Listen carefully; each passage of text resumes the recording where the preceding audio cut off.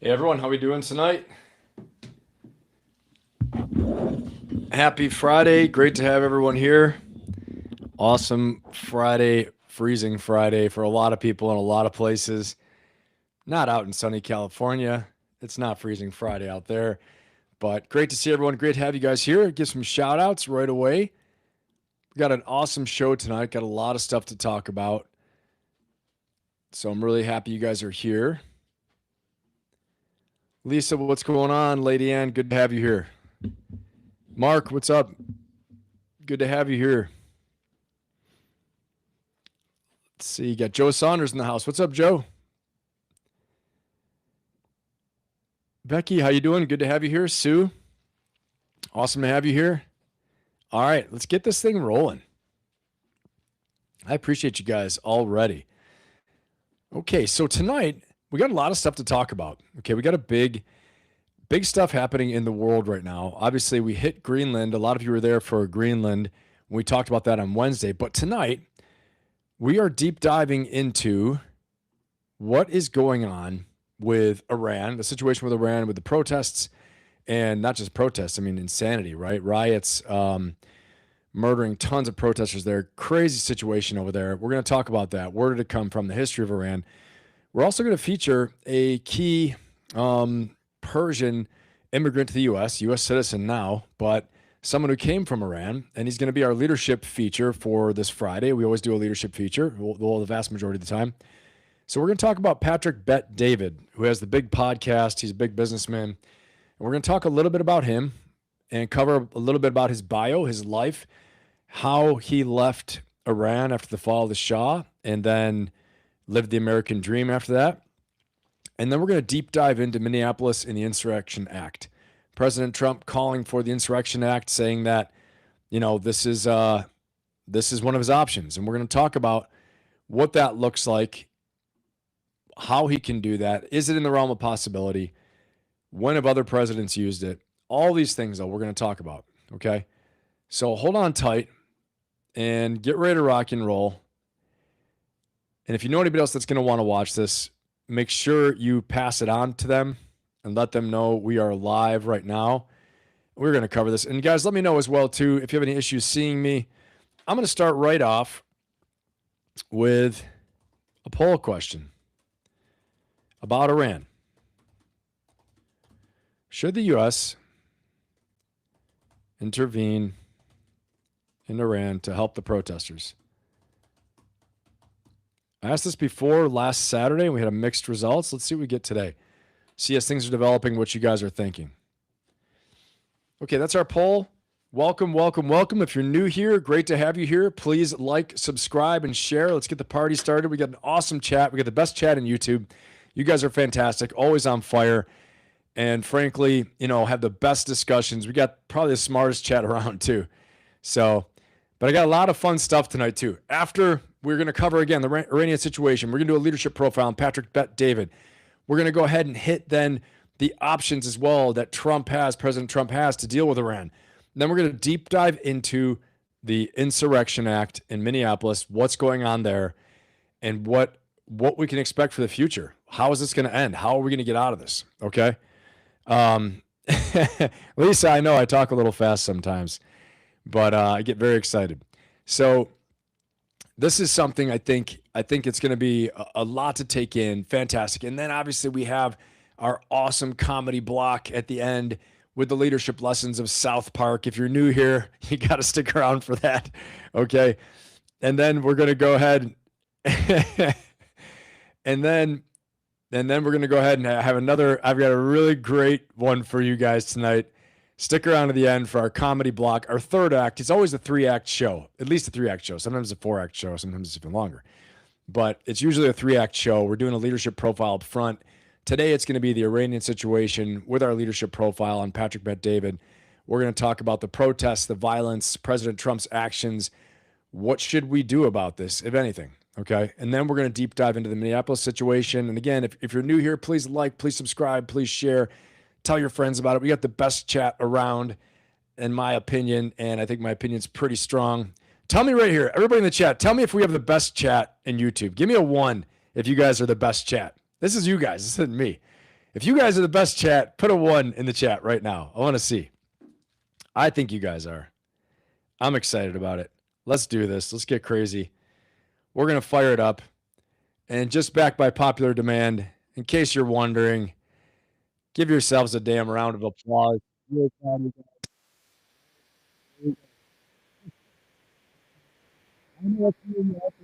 you please tone down the sound effects? I will. Maybe not. I don't know. We'll see. I like them too much. It's too much damn fun.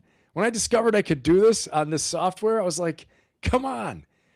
All right, it's party time. We're going to get into this now. But now we're going to get a little bit serious, okay? So we got to get a little serious right now and talk about Iran and what is going on there. Absolute horrible, horrific proportions of killing there and mayhem.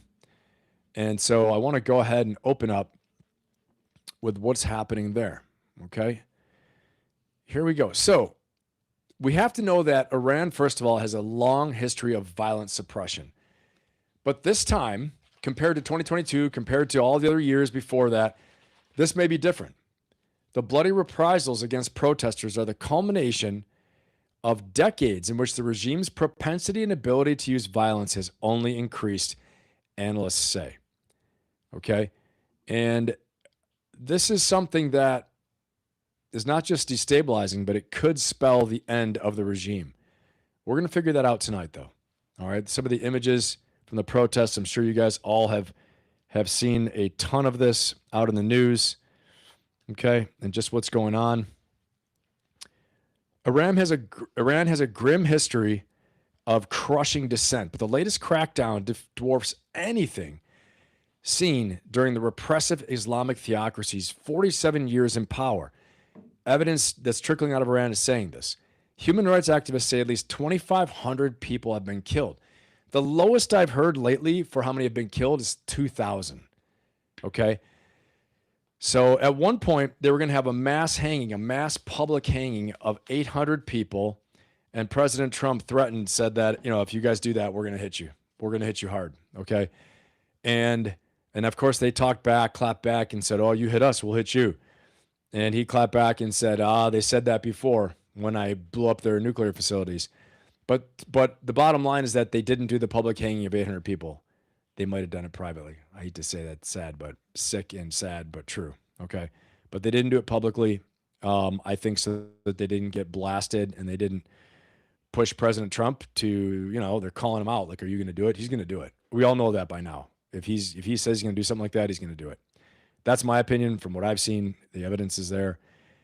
This crackdown right now is more intense in Iran because the scope of the protests is more widespread. It's playing out at the same time in big cities, but also remote areas in central and western Iraq. This was said by Clement Thurm, a non-resident fellow at the International Institute for Iranian Studies in Saudi Arabia. Now, incidentally, Saudi Arabia is Iran's biggest geopolitical rival in the region. Okay, so since the widespread demonstrations in 2022, the regime's goal has been to diffuse fear, both through killing protesters. How do you diffuse fear by killing protesters? You create more fear. It's insane, okay? Both by killing protesters and executing prisoners. Even the partial picture of what's happening inside Iran suggests something on a different level than the past repression. Okay, I'm going to show you guys, in case you missed it, if you're busy like me, all right, I know we're all working out there. You guys are crushing it. You're out there crushing it in battle, business, and life. But I want to play this video that really puts it in perspective about what exactly it looks like out in Iran right now, okay? Because it's definitely very intense. It's more than I thought. Okay, I'm going to shift this over. Here we go. Okay, so this is what it looks like in Iran. And we're also going to get to a quick, iconic moment that has happened in Iran at the same time. Okay, they have Iranian women are burning the Ayatollah Khamenei's image and lighting cigarettes with it. It's becoming like iconic. If you look at my thumbnail, I have a picture of one of these women who is an Iranian woman who's become an iconic photo and a symbol of protest in Iran.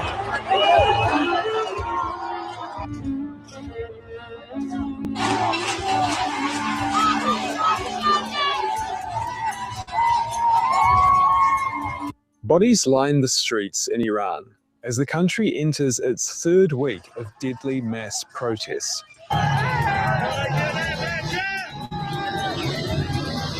The movement was initially sparked by anger over rising costs of living, but it's now evolved into a massive protest against Iran's theocratic regime. The regime has thrown an internet blackout over the entire country, and one human rights group warns the death toll could be up to 2,000 people, as authorities crack down on protesters with mass killings. As the protest unfolds, Iranian women have started a viral trend that's spreading around the world. The women are burning images of the country's supreme leader, Ali Khamenei, sometimes even using the flaming photograph to light their cigarettes. The 86-year-old dictator is the most potent symbol of a regime where morality... All right, just got to say it, and not to be flippant, but you know somewhere, somehow, one of these girls caught their hair on fire. You saw it almost just happen right there. Okay, I know, I'm getting serious. Let's get back in here. It's very serious stuff. But I just saw that and I thought, you know it happened. You know for sure it happened. Someone lit their hair on fire. No doubt about it. Police ensure women always cover themselves with a hijab. It's been that way since 1979, when Iran's secular monarchy was overthrown by an Islamist revolution. Iran was once a relatively liberal country with much greater freedoms for women. But shortly after the revolution, the new government introduced a mandatory dress code for women. Any who disobey the laws are subjected to harassment, imprisonment, beatings, and sometimes even death in police custody. In 2022, women's rights protests erupted when Mahsa Amini died after being held by the morality police for allegedly not wearing a hijab. I think a lot of you remember this in 2022 when this happened. Those were the latest, the women's rights protests, the latest massive protests in Iran. But every time this happens, this destabilizes the regime. And the thing is right now, the regime is heavily militarized. And they had the IRGC, the Iranian Republican Revolutionary Guard Corps, okay? The Iranian Revolutionary Guard Corps, they are heavily invested in the regime. They're fanatics, so-called fanatics as well, too. And the reason being is that they are so invested in the regime because they benefit from the corruption, okay? From this extraction mindset that the regime has where, you know, the banks are corrupt and, you know, when the banks get ruined, it threatens the theocracy, it threatens the corrupt officials, it threatens the RGC. Why are they shooting these people? Because their whole existence depends upon the theocracy, their benefits, their status, their lifestyle, okay, in the IRGC, the Iranian Revolutionary Guard Corps. Now, if you heard somebody called, you know, there was the Quds Force. The Quds Force is like the Special Operations Command, basically, of the Iranian Revolutionary Guard Corps. And Soleimani was the leader that the U.S. took out back in the first Trump administration. U.S. Special Operations Command actually, you know, took him out. Allegedly, it may have been a CIA drone strike as well, too, but something to that effect.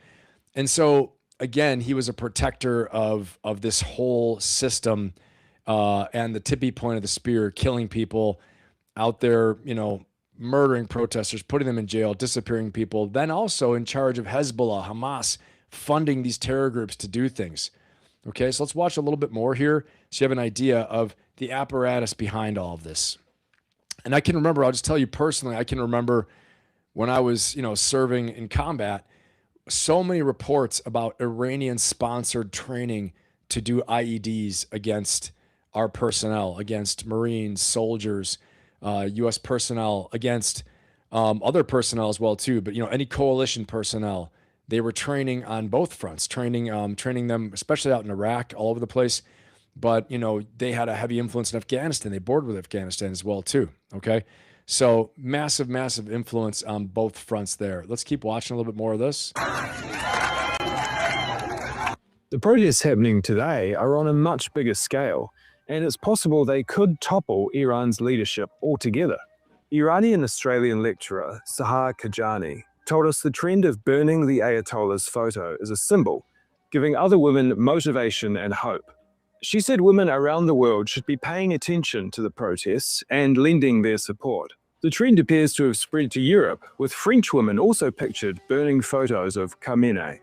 Other videos from Iran's protests showed women removing their hijabs in public, waving them in the air, and burning the headscarves in bonfires.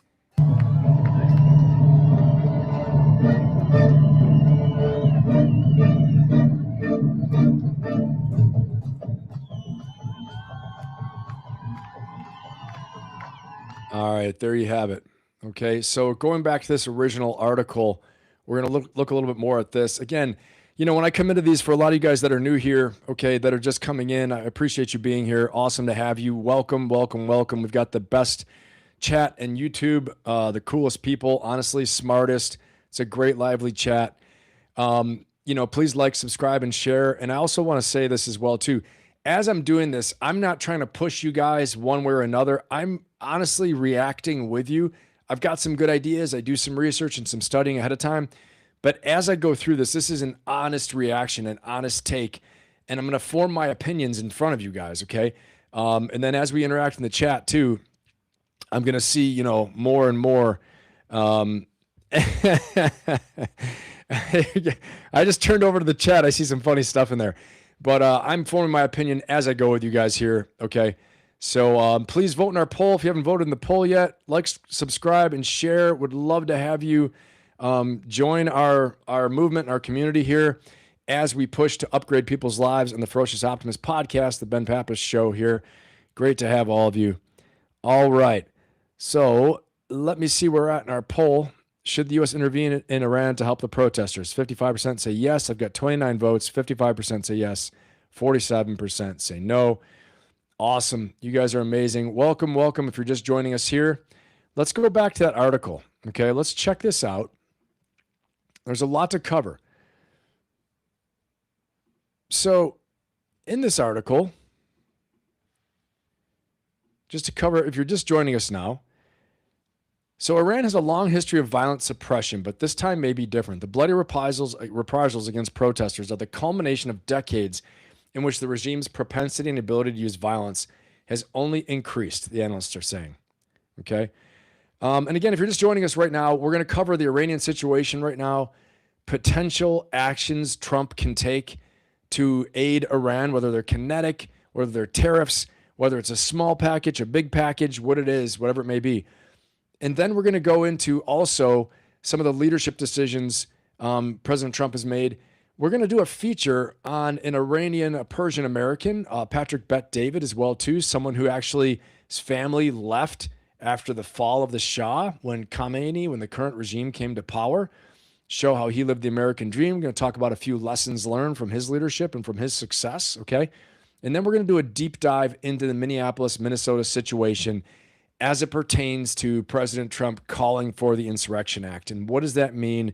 What is it? When is it used? Who has used it? All those things, okay? Followed by our third act will be our comedy act, our satire with the leadership lessons of South Park. If you're new on my Friday nights, that's a big part of it. And I've got some pretty damn funny videos, I'm not going to lie to you guys, tonight. It's going to be absolutely awesome.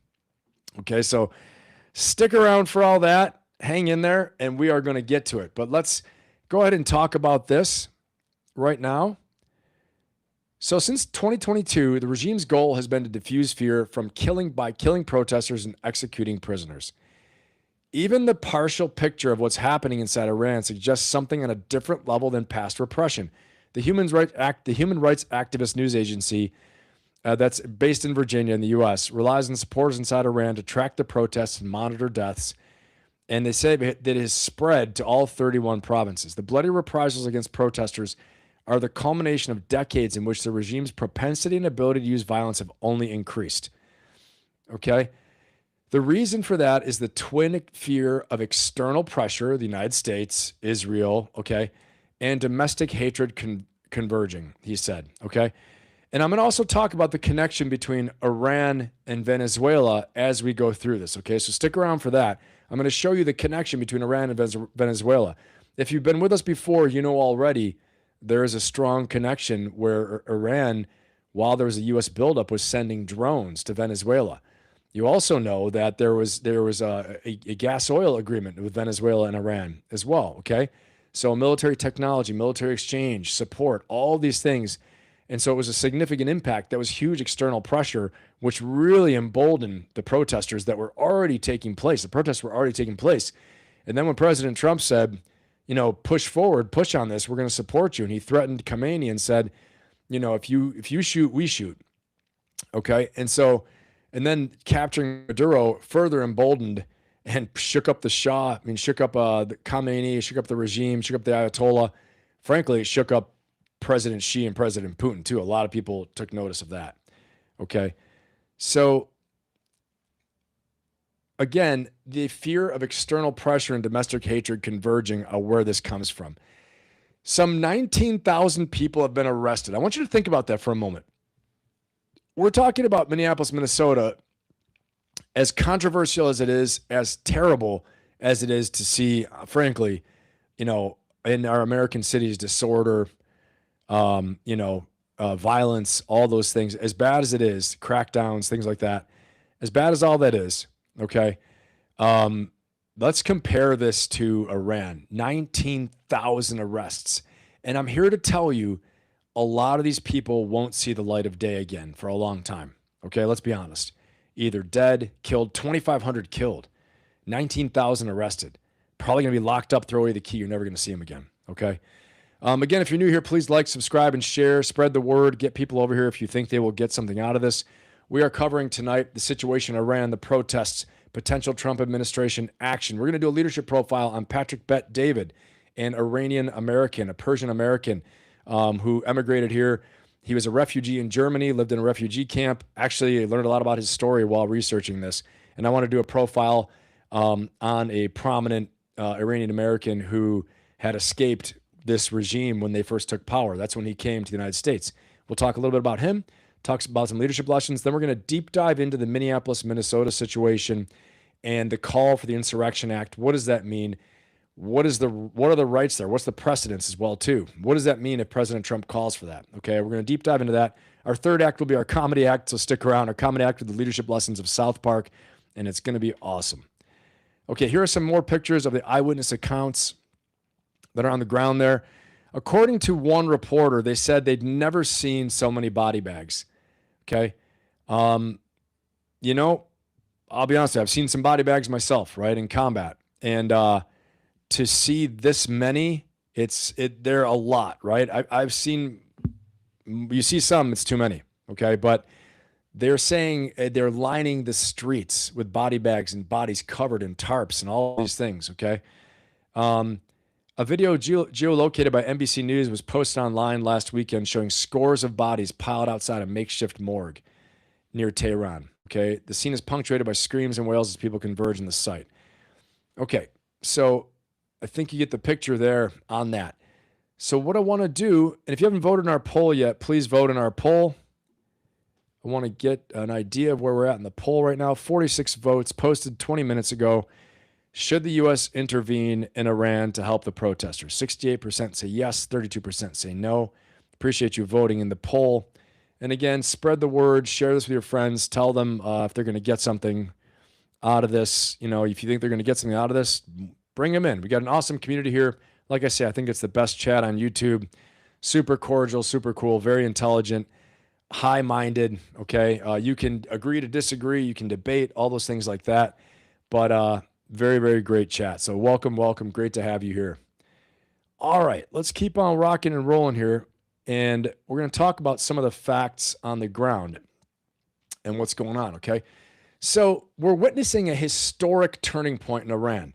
What started on December 28th, 2025 as a protest over a collapsing economy has turned into a full-blown revolution, all right? What's the catalyst? So the catalyst was the Iranian rial, the economy. It hit a record low of 1.43 million to $1 US. I want you to think about that, okay? Food inflation has soared past 70%, with staples like bread up 110%. So as we're feeling it, right? Affordability. I just want you to think about this again.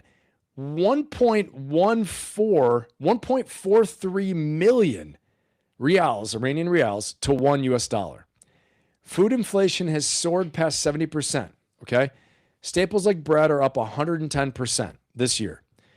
Then the January 8th massacre happened. On January 8th, 2026, tens of thousands took to the streets across all 31 provinces. The regime responded with an internet blackout and brutal force. Okay. And I'm going to show you guys right now, where are these things happening? So where are the protests happening? I'm going to show you right now. Okay. We're going to take a look at this. Where are they happening? I'm going to show you. Stand by. I'm going to pull this little map up here. So here's where they're happening. Here we go. This is where they're happening. 14 days of demonstrations, anti-government protests. You can see Tehran is up here. Tehran is in, you see that little moon-shaped like bowl at the top where, and the very north of the country, okay? That's where Tehran is. Tehran is on the northern border, this region up here, if you can see my cursor. There are pro-government rallies only in a few places, right? 4 places. The anti-government protests are huge, or especially around the densely populated areas of Tehran, other places like that, okay? So this just shows you this wasn't a random thing. These were so widespread. At one point, I had another video to show you guys of the development of all of these. And those of you who've been with me for a while have seen this other one I'm going to show you before, but I'm going to pull it up right now, okay, because it's really significant. Iranian, so cool. I'm just doing a quick research on this. Let me see. Okay. I think this is it. Let me see here. Bear with me one second, guys. And I'll put this up. I promise it is worth it.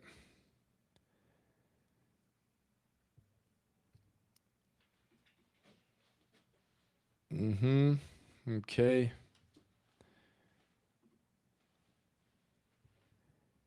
Here we go. Okay. So this isn't the interactive map. And again, this is the map. This is the map actually of the 2022. This is the 2022 protests, okay? And you can see how they're spread across a lot of the same places, right? And then we have here, we're going to have the map of the protests. We're going to find this interactive map because it's really good.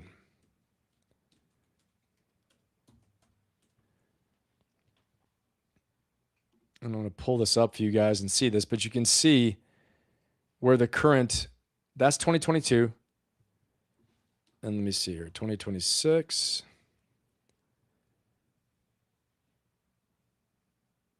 And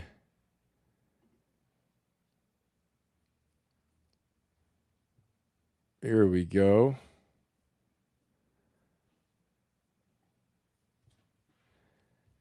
All right, well, let me see here. I thought I could find this thing, but it's not, again, the one I have right now is good. So we can just go right into that, okay? And actually, I'll go back to this, and I want to show you guys, okay? So going back to this one, comparing it to the other one, you can see this is even a greater concentration of protests, okay? Much more widespread. And you watch them grow from December 28th to this point is just insane, okay? And I want to show you guys a map of also the strikes in Iran, okay? And you're going to see where the strikes in Iran occurred versus the protest map and how the Iranian regime is trying to save face right now, okay? They're trying to save face. It's really interesting how it's so important to them because they feel as though, again, the threat of external pressure and the hatred from within with the falling economy is just killing them. Okay, it's absolutely killing them. So let's go ahead and take a look at this map. One more here. So these are the strikes on Iran.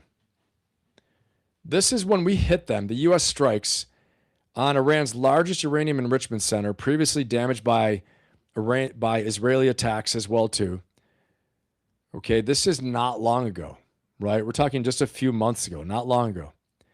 Critical nuclear site was hit, believed to be a repository of near bomb-grade nuclear fuel. Iran's largest uranium enrichment center was hit, previously damaged by Israeli attacks, okay? So, and then you're going to see, you see the little gray dots, okay? These are previous Israeli strikes, okay? And if we compare this now,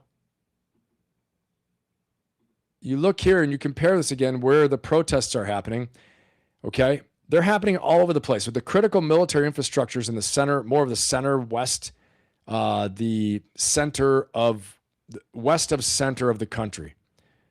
Okay. And absolutely savage time right now out there. And they've actually shut off the internet as well too, as you guys know. But right now I want to look at this little timeline of Iran. I want to look a little bit more at this timeline, give a little more backstory on what we're seeing. Okay.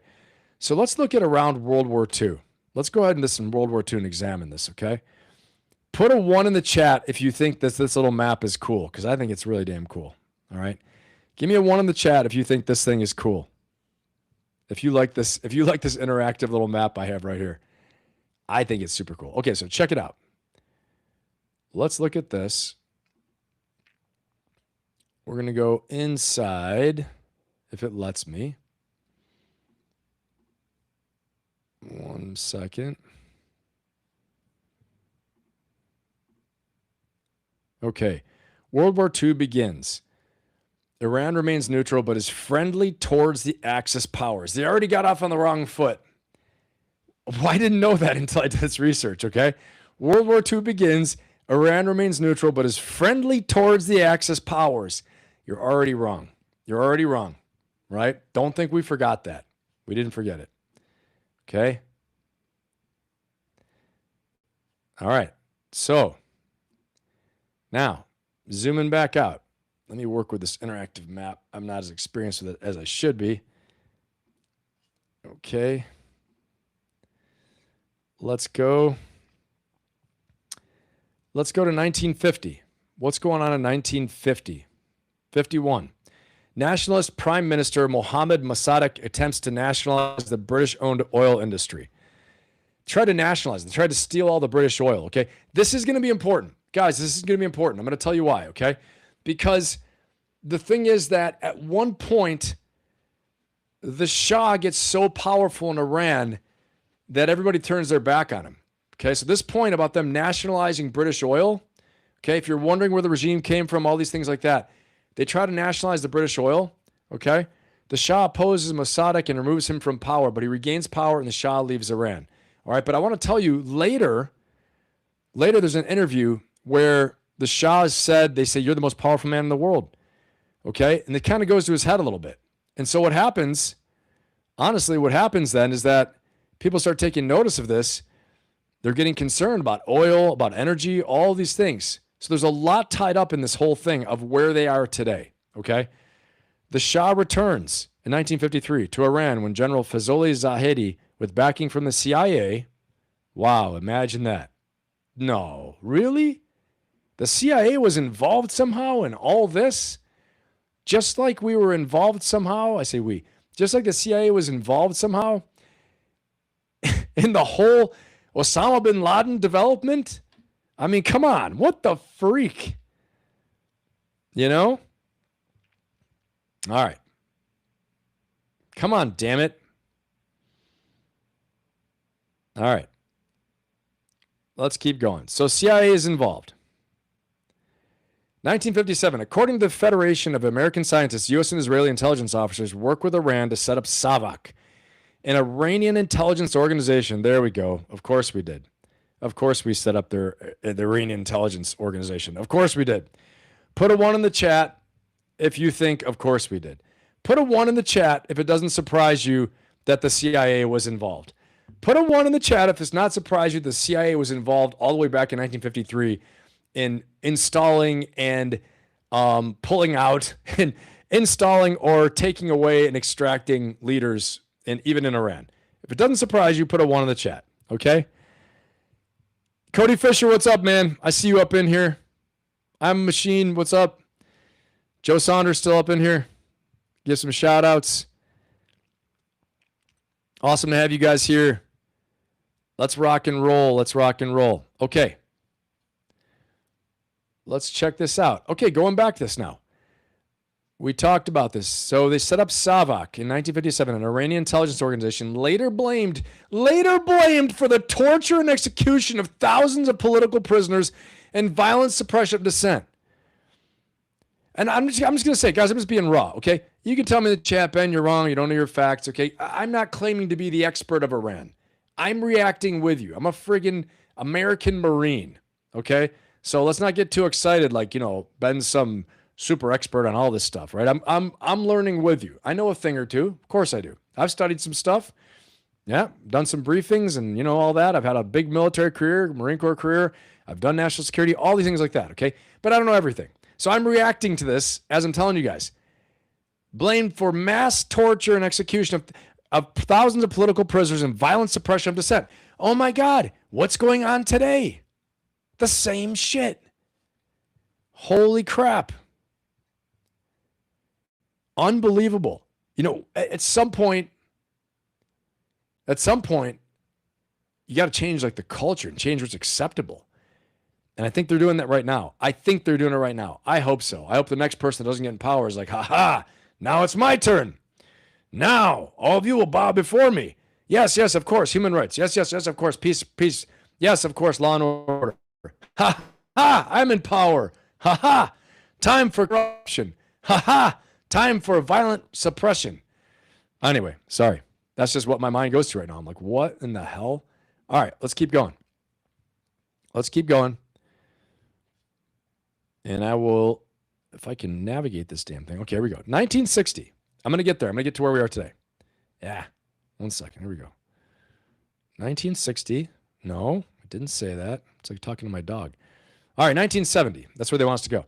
76. We're getting close to the revolution. In one of a series of reforms that alienate his people, the Shah replaces the Islamic calendar with an imperial calendar, beginning with the founding of the Persian Empire.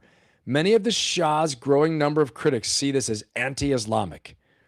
That's the beginning of the end, probably, right? But we know it's not always just that. We know that they hijack religion as well, too, right? It's used as for political power. It wasn't in Rome. It wasn't all the way back then, too. In the Crusades, all those things. Okay, January to July, 1977. Journalists, intellectuals, lawyers, and political activists published a series of open letters criticizing the accumulation of power at the hands of the Shah. 1977, October 23rd, Mustafa Khomeini. Now, this is Khomeini, the Ayatollah Khomeini, the eldest son of exiled cleric Ayatollah Ruhollah Khomeini, dies of unknown cause at age 47 in Najaf, Iraq. Wow, I've been to Najaf, Iraq. Actually, was in the Battle of Najaf. Najaf is the seat of power of the Shia sect of Islam. Big place for Iranians there. The elder Khomeini has lived in exile since 1963 when he was arrested for leading protests against the Shah's modernization program. 77. On a brief visit to Iran, President Jimmy Carter toasts the Shah. This is very, very important. Okay? Describing Iran as an island of stability in one of the most troubled areas of the world. Now, mind you, when this happened, President Carter's wife had just died.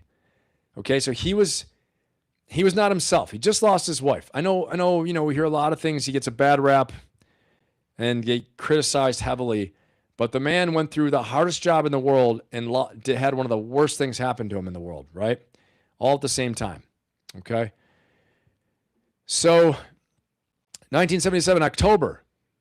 Actually, okay, so that happens right there. This is very important.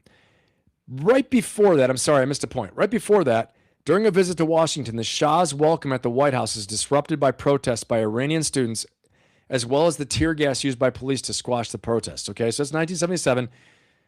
Then Carter goes there and says, Iran is an island of stability, one of the most troubled areas in the world. Now, at that time, everybody, just so we're clear, you had like celebrities would take vacations in Iran. They'd go skiing in Iran. Frank Sinatra was playing in Tehran. Give an example, okay? It was like Dubai.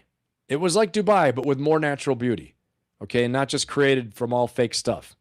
If you've ever been to Dubai, you know what I'm talking about. I've been to Dubai a bunch of times, okay? And so this is important to know, all right? If you guys are following along, if you're tracking with me, okay? Because I'm deep into this right now. I want to make sure I'm keeping in touch with the chat here. If you're tracking with me, give me a 1, okay?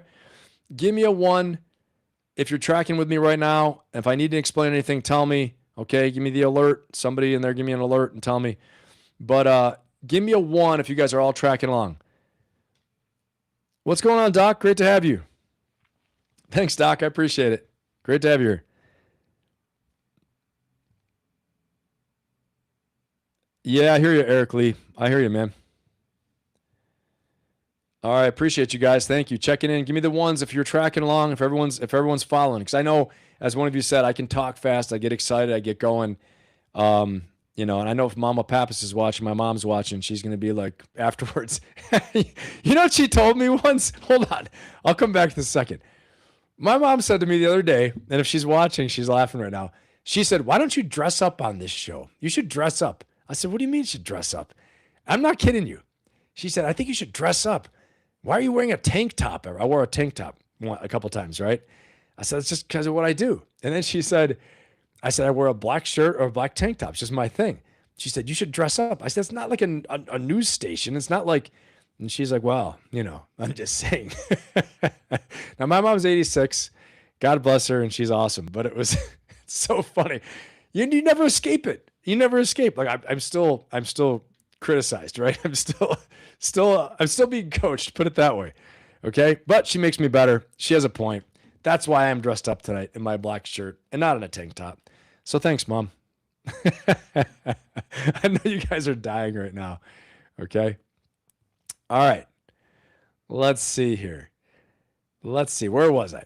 Let's get back to this. Okay. Make sure you like, subscribe, and share, please. If you're new here, welcome. Great to have you. We are going to go through the situation in Iran, where the roots of the violent protests are coming from, where this regime has come from. What are the options for the Trump administration? What will they do? Okay. What's next? What will this lead to? We're also going to do a profile on Patrick Bet-David, who's an Iranian immigrant, living the American dream. He left after the fall of the Shah when this current regime, the crazy regime, took over. Okay. His family left and he went to a refugee camp in Germany, and we'll walk through his success story now. He's, as you know, many of you know him. He's got 8 million subscribers, on YouTube. And I think he does a great job.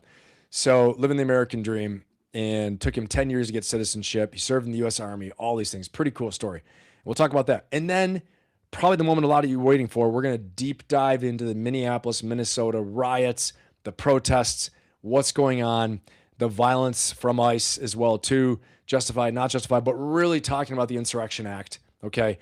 What does it mean? Where does it come from? What are the options? What do we think will happen? What do I think will happen? What do you think will happen? Okay. And last, we're going to go into our third act will be our awesome comedy act, where we're doing the leadership lessons of South Park. We're going to deep dive into some good, funny stuff and kick off our weekend right. Okay. So some good satire as well. So let's go ahead and do this. Please make sure you like, subscribe, and share. Great to have you here. And while you guys are at it, you're all pretty awesome. You're all very awesome. We got the best chat on YouTube. I say that again. I say it many times. I'll say it again. We got the best chat on YouTube. You guys are awesome. Absolutely fantastic. Okay. Jenks, what's going on, man? Great to have you, brother. Glad you're here. That's right. That's right, Lisa. Man in Black. Again, my mom was so funny. That's right, Mama Pappas. Exactly, Doc. She's like, you should dress up. I might have to. She would be so funny. Oh my God. I know her too. She'd probably start telling you guys stories. Well, I remember that one time when you did this. I'll be dying. It'd be so funny. All right. So Mom, if you're listening, great to have you here too. I know you're out there somewhere. All right, let's rock and roll. Let's rock and roll. Let's do this. Let me get back to this, this timeline. Okay. You guys, give me a one in the present. Give me a one in the chat. Just give me a one in the chat if this timeline is helpful to explain what's going on. If showing this timeline and going through it, if it's helpful to see where this all came from. Okay, give me a one in the chat if this thing is helpful. Awesome. Thanks, Lisa. Give me a one in the chat. I'm going to go back to it right here. All right, here we go. Here we go. Getting back into it. All right. So 1977, what happened there? We talked about that already. President Carter says Iran is an island of stability in one of the most troubled areas of the world. Okay. And then 1978, we're getting close to 1979. Bad stuff happens, right? And it's all tied in. It's going to be tied in with Maduro. It's tied in with Venezuela. You'll see, okay, what I'm going to talk about here. 1978, the main bazaar in Qom, where Iran's largest seminaries are based, closes to protest the defamation of Khomeini. Several thousand protesters attack symbols of the monarchy. 78, the Shah replaces General Nematollah Nasiri, the head of SAVAK, the intelligence organization, with one of his successors' first moves was to order the release of 300 detained clerics. Think about this, okay? So on June 7, 1978, the Shah replaced General Nematollah Nasiri, the head of SAVAK, the intelligence organization, right? And one of his successors' first moves was to release 300 detained clerics, okay? This is massively boosting the base of support for Khomeini. 78, December, millions of Iranians protest all over the country demanding the removal of the Shah and the return of Ayatollah Ruhollah Khomeini. This is the beginning of the end, okay? In 78, in March, the cycle of protests and repression and violence and mourning continues in 36 Iranian cities. This is for the death of Ayatollah Ruhollah Khomeini's son, okay, who died. All right, so we're on the precipice. We're on the edge of disaster here. In 79, here's the big event. January 16th, as the political situation deteriorates, the Shah and his family are forced into exile. Okay? In February 1st, Islamic nationalist Ayatollah Khomeini returns from France, where he was exiled for his opposition to the Shah's regime. He encourages the brewing revolution. 79, February 14th, after a brief firefight, the U.S. Embassy was seized by leftist students and one Marine guard was taken hostage. Foreign Minister Ibrahim Yazadi intervened and the embassy was returned to Ambassador William Sullivan in a few hours. The Marine was held for 6 days by his captors. On August 10th, Iran canceled a $9 billion arms deal with the United States made during the Shah's reign.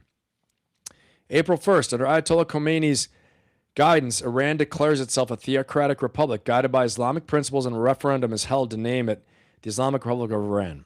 Islamic Republic of Iran. One thing they're not saying here in this 1979 U.S. Embassy seizure, this lasted, I want to say this lasted like 100 days, okay? You guys, you can fact check me out there, but I'm going to ask really quickly, how long did the U.S. Embassy hostage situation last in Iran in 1979? I got to see, because this isn't doing it justice there, okay?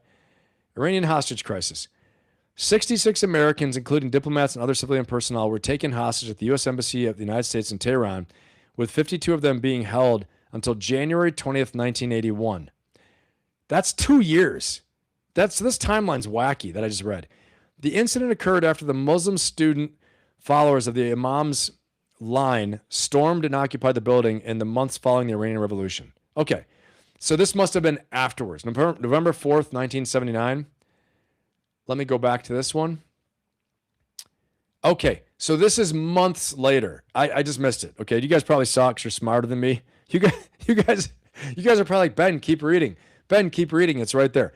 November 4th, 1979. We can see it here in this last bullet point. I didn't get to it. Okay.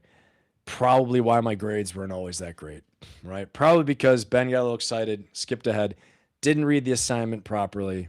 Therefore, Ben got a C instead of an A. And that's what just happened just there. Okay.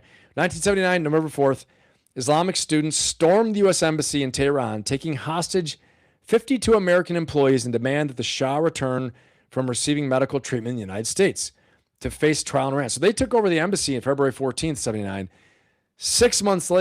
8 months later, 9 months later, 9 months later, they storm it again. Students do. They take it over. The leftist students took it again. Okay. Are leftists also Islamic revolutionaries? I don't know how that works. Anyway, Ayatollah Khomeini applauds their actions. The hostage situation ignites a crisis between the United States and the Shah of Iran. Now, where does this tie into? How does this tie into Venezuela? Well, I'm going to tell you, okay? So this ties into Venezuela because with this situation, all right, is born how we create JSOC. The Iranian hostage situation, we create the Joint Special Operations Command. This is the birth of it. This is the creation of it because of the failure at Desert One. The Iranian hostage rescue launched and sponsored, by the Carter administration, and also I think Texas billionaire Ross Perot as well, I think was involved. But this is how we took Marine helicopters, Army Special Forces. They tried to do interoperability, this big joint exercise, and the helicopters crashed and it failed. They got, browned out by a storm. All these things, all the worst things that could happen did. Okay, and if you read it, you see there were some special forces operators actually in Tehran. They got in there, and if you read some of the books, and they actually had eyes on targets, everything, and they had to ENR, escape and evade, and get the hell out of there and escape. Okay, so crazy, crazy story. But this in 1980 was what created the impetus. It was basically the birth of JSOC. Okay, 1980.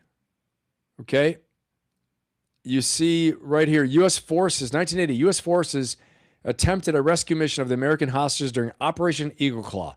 The mission failed due to a sandstorm at the Desert One staging post inside Iran. 8 American servicemen were killed. Khomeini credited the failure to divine intervention. All right. Also in 1980, Saddam Hussein's regime in Iraq invaded Iran in a dispute over the Shatt al-Arab waterway. The war lasted until August 1988. Okay, 8-year war.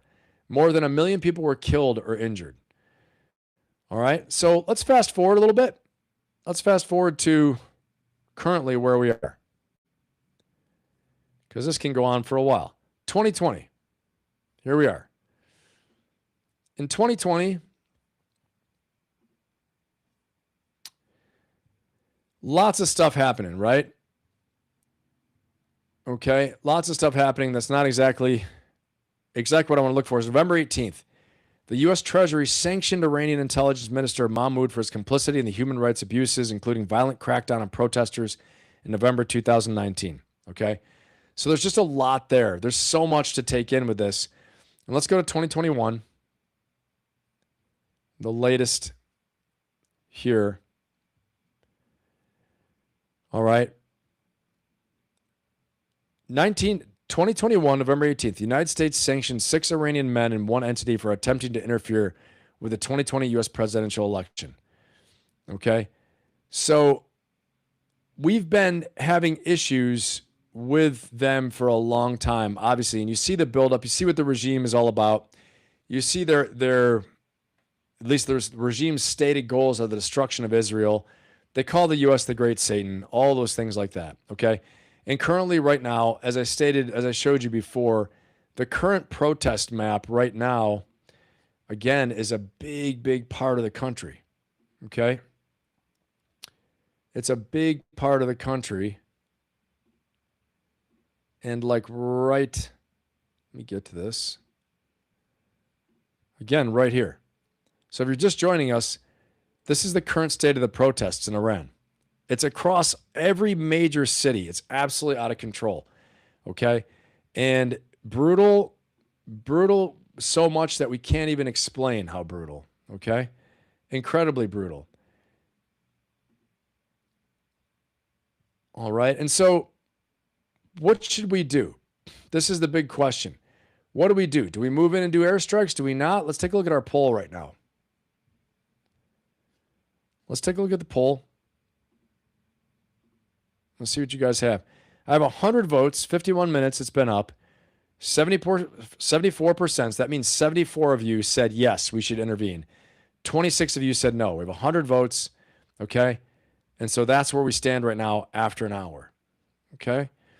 And then now the next question is this. Should we strike Iranian Revolutionary Guard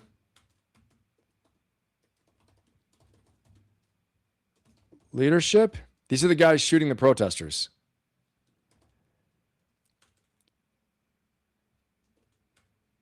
And Iranian leaders. Or just military sites. Okay. I'm going to put this down. You guys tell me. IRGC leaders. IRGC and leaders. Okay. Military sites. Let's see. Let's see what we got on this one. Okay. Should we strike Iranian Revolutionary Guard leadership and Iranian leaders, or just military sites? IRGC and leaders, Iranian Revolutionary Guard Corps and leaders, or just military sites to reduce their capability further and make them pay. This would be like a cost-imposing strategy, okay? That's what this would essentially be, is a cost-imposing strategy, all right? So that's where we're at.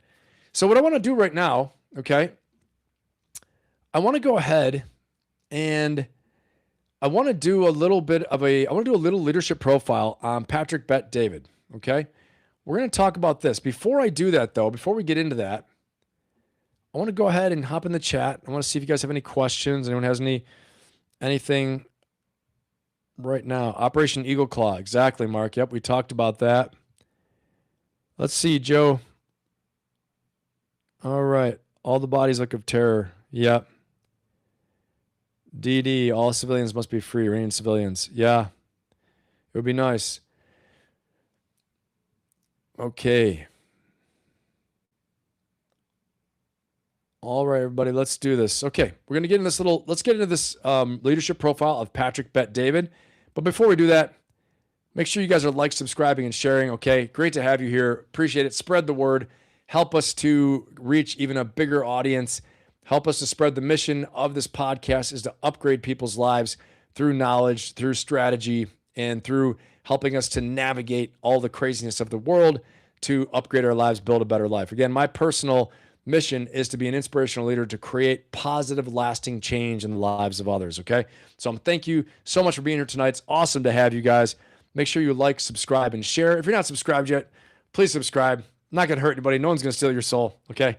We're not going to steal your information. And again, like I told you guys a story before, my mom actually wouldn't subscribe to me because she said, they might steal my information. She's not wrong. I know, but I said, Mom, I don't think so. I don't think it's going to hurt you. So anyway, I have some fun interactions between being told to dress up more and then not subscribing. Pretty funny. Anyway, love you, Mom. Happy you're watching. So let's do this. Okay, here we go. So Patrick Bet David. We're going to get into him in a second here. But I'm going to finish out on the situation in Iran really fast. The human cost right now, again, so if you're just joining us, the human cost, the current estimates of the death toll range from 2,000 to over 20,000. All right? This is crazy. I've heard 2,000 to 2,500, but I have a new bit of information that says possibly over 20,000. Now, why possibly over 20,000? Because 19,000 people were arrested, and we don't know if they just got disappeared or what happened, okay? But as security forces use live ammunition to suppress the movement, this could be anywhere from 2,500. Now they're saying could be 2,000, 20,000. Sorry, it could be 20,000 casualties. But I know what has been established is I've heard the lowest number is 2,000 deaths, which is crazy, okay? Regime history, we covered that in depth. 1979, the Islamic Revolution overthrew the Shah, establishing a theocracy under Ayatollah Khomeini. Okay, and if you missed it, they have a nationwide shutting off of the internet. Absolutely crazy, but they have that just shut down. Okay, so this is a part of what's going on right now, is that the internet is completely blacked out, which may have actually hurt the regime more than it hurt the protesters, which is crazy, right? If you can believe that. So I'm going to talk about this a little bit more here. So this is the vice that they're in. For 47 years, the regime has maintained control through the IRGC, the Revolutionary Guard Corps. However, recent strategic losses, including the fall of the Assad regime in Syria, of all things, right, in December of 2024, when Assad fell, and the weakening of Hezbollah, have left the regime more isolated than ever before. Okay? So they're very isolated. And so right now, though, I do want to talk about a good news story that came out of Iran with Patrick Bet David. Okay? So when we talk about Iran, we're not just talking about politics, we're talking about people. And we're going to take a look at Patrick Bet David here really fast. Okay? And take a look at who he is, what he's done, and hear a little bit from him actually right now. Okay, here we go. If you don't know who he is, you're going to find out. First time here. I want to start in the very beginning. So you were born in Iran. Yes. Okay. And Iran, the Iranian Revolution happened 78, 79. Mm-hmm. You were born in 78. I was. So obviously you were not, you don't remember what happened, but your family had to live through this. Yes. So explain to everyone what the Iran Revolution was exactly. So in 1977, December 31st, Jimmy Carter, who just recently, his wife passed away, Jimmy Carter comes to Iran and he does a toast with the Shah night before New Year's Eve. And he says, Iran is a very important partner of ours. When he leaves, immediately there is mayhem in Iran, absolute mayhem in Iran. Kissinger's involved. Kissinger's telling the Shah, which he just passed away yesterday, 100 years. Yeah. And Kissinger's saying, you don't have to worry about it. We got your back. Nothing's going to happen. This Khomeini guy from France, I know you've sent him out of the country a couple times. It's going to be okay. And the Shah is sitting there saying, well, you know, his guys are saying, we got to get rid of Khomeini. You know, we can't have him here. He's a dangerous guy. We got to get rid of him. And the Shah said, we're not going to be doing that. Long story short, a couple events take place. One, Khomeini's son dies, and he indirectly blames the Shah for him dying. Two, Cinema Rex fire happens in Abadan. Abadan is a peninsula place with a lot of oil. A lot of the oil money is there. And this movie theater with 400 people, if you Google Cinema Rex fire, 400 people are in this theater, and somebody comes in, locks all the doors, lights this place up. 400 people burned to death that night. And Khomeini's camp, Hezbollah, say the Shah did it. Right across the street from the theater is a police station from this place. Khomeini's camp says Savak did it. Savak is Iran's MI6, Iran's, you know, CIA. KGB, exactly. Yeah, secret police. And so they were feared, you know, they were criticized. So whatever Mossad gets, MI6 gets, CIA gets, Savak was getting. Right. And I just want to point out, because I looked up this whole situation as well. At that time, that was the biggest terrorist attack until 9/11 happened. Absolutely. You know, Yes. Now, can you imagine this? This is something, you know, we don't hear about, right? And so 400 people killed in a movie theater. And this is during that whole revolutionary time when the Iranian revolutionaries took over. Ayatollah Khomeini came to power. They actually killed their own people, lied, said it was the Shah, and then later it came out that they did it. Okay. And Patrick Bet David's going to say that. But this is why his family left, okay, as we tell his story a little bit. to have hundreds of people die violently in a fire like that from someone that purposely did it was kind of unheard of during that time. That's right. That's right. So Khomeini came out and they said the Shah did this. That's his doing. It's a Savak secret police that did it. And next thing you know, tensions went to the roof. So at this point, millions of people are coming out. At 1.9 million people revolted. This is the biggest revolution ever. Not a coup, nothing like that. It's not like the military turned against them. So 9 million people revolted. By the way, a year later, not even a year, less than a year later, it was proven that the person that caused the fire wasn't Savak. It was somebody part of Khomeini's camp, but it's irrelevant at that point. Right. So if you remember, okay, if you guys remember that, we talked about Savak, right? We talked about Savak being the intelligence organization that the U.S. helped to build up early on in the 50s, mid 50s for Iran under the Shah. And so the Khomeini's group, right, the Islamic Revolutionary Group, blamed Savak for causing the fire, but later it came out that they admitted that they were the ones that did it. Okay. So a lot of crazy stuff afoot, bad actors right off the bat. Okay. But again, the point we're talking about right now is that we're talking about Patrick Bet David. And so talking about his refugee journey, so he was born in Tehran in 1978 and his family fled the Iran-Iraq war.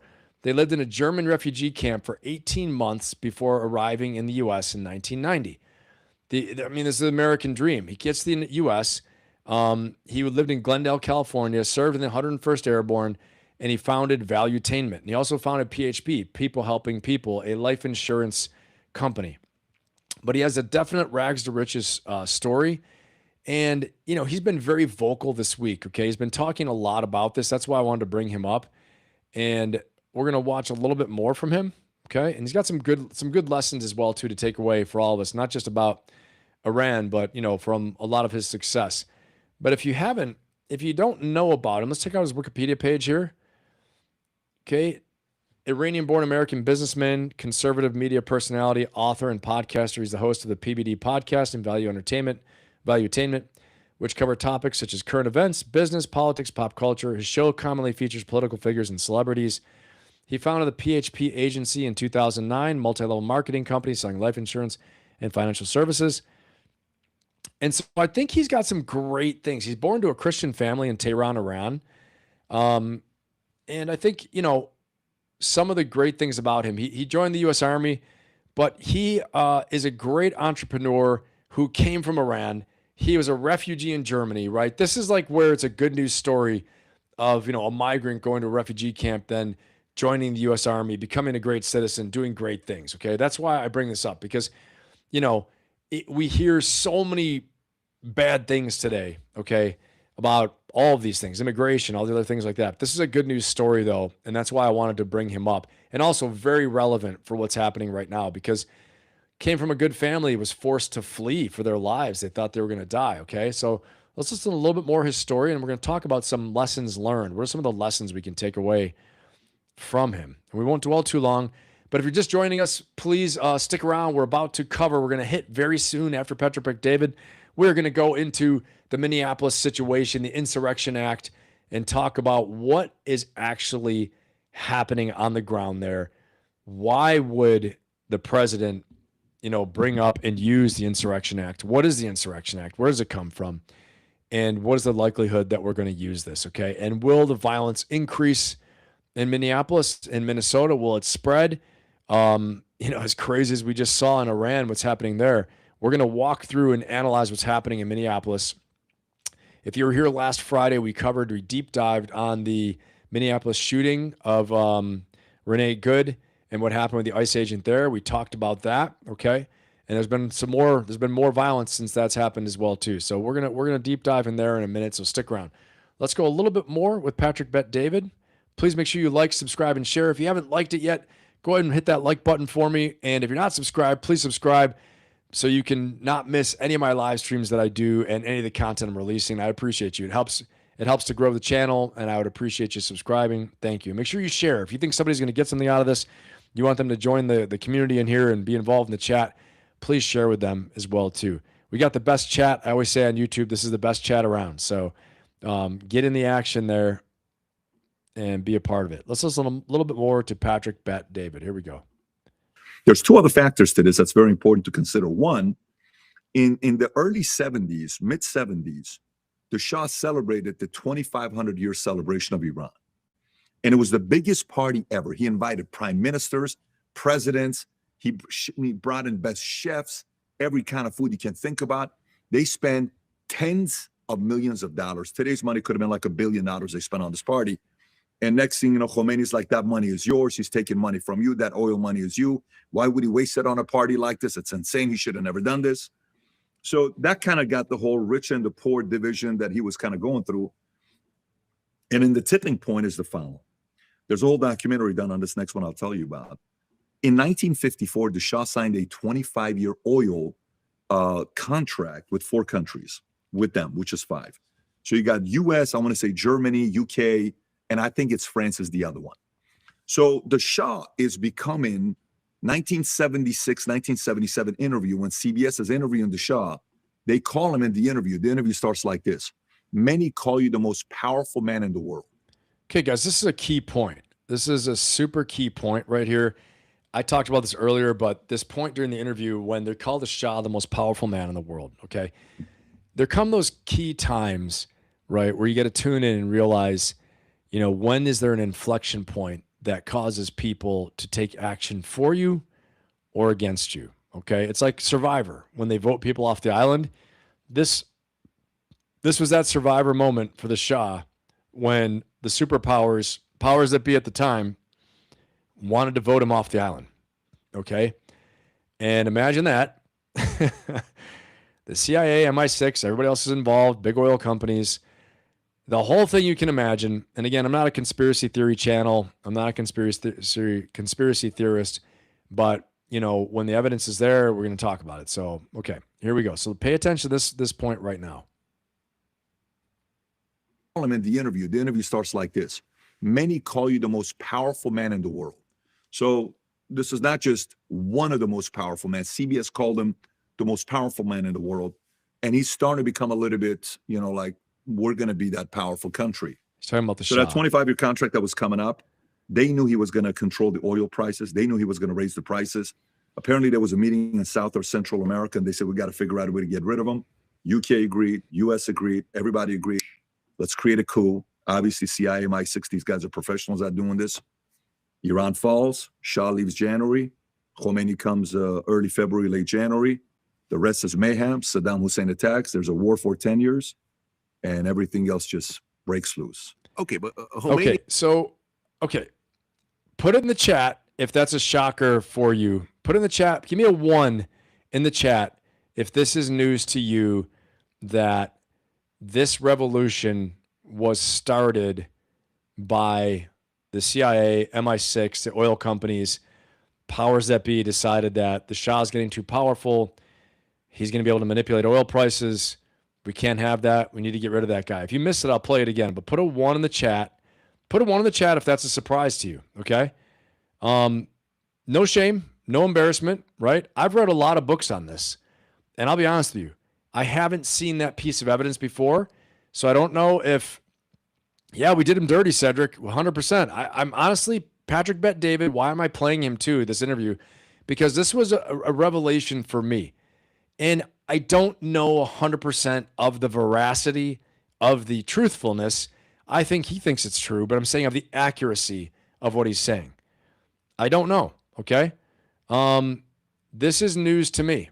I had not heard this before, that all these groups decided there's a massive conspiracy and we got rid of them. I haven't heard that. All I had heard is that this was mainly Khomeini led. Okay, so put a 1 in the chat if this was a surprise to you that, yeah, I thought so too, Joe Saunders. I thought so too. So again, this is conspiracy theory Patrick Bet David's putting off. And the only thing I think makes it believable is his background, his connection to the country, and perhaps some inside knowledge he has. I've never heard this before.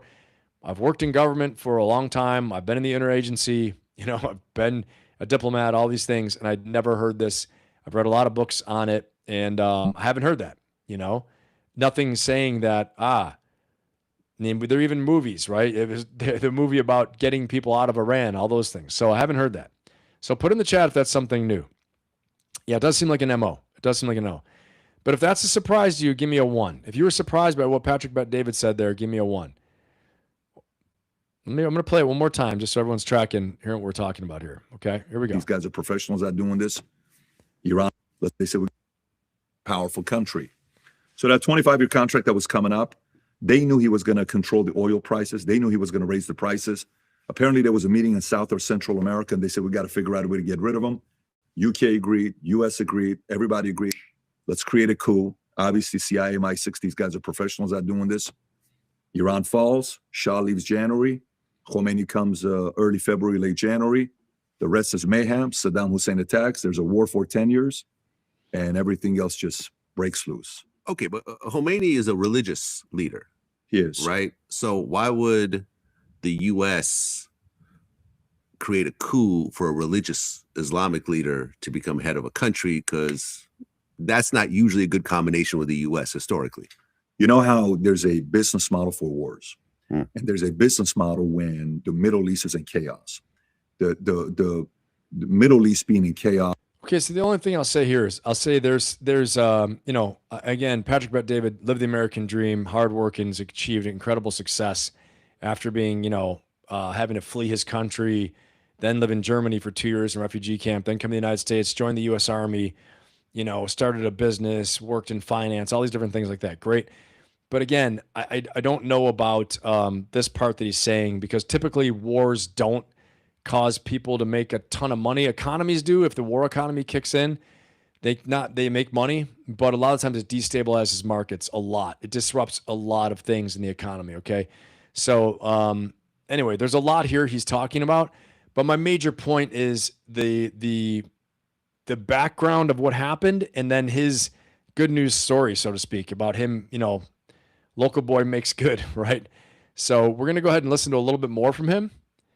But I also want to talk about some of his lessons here, okay?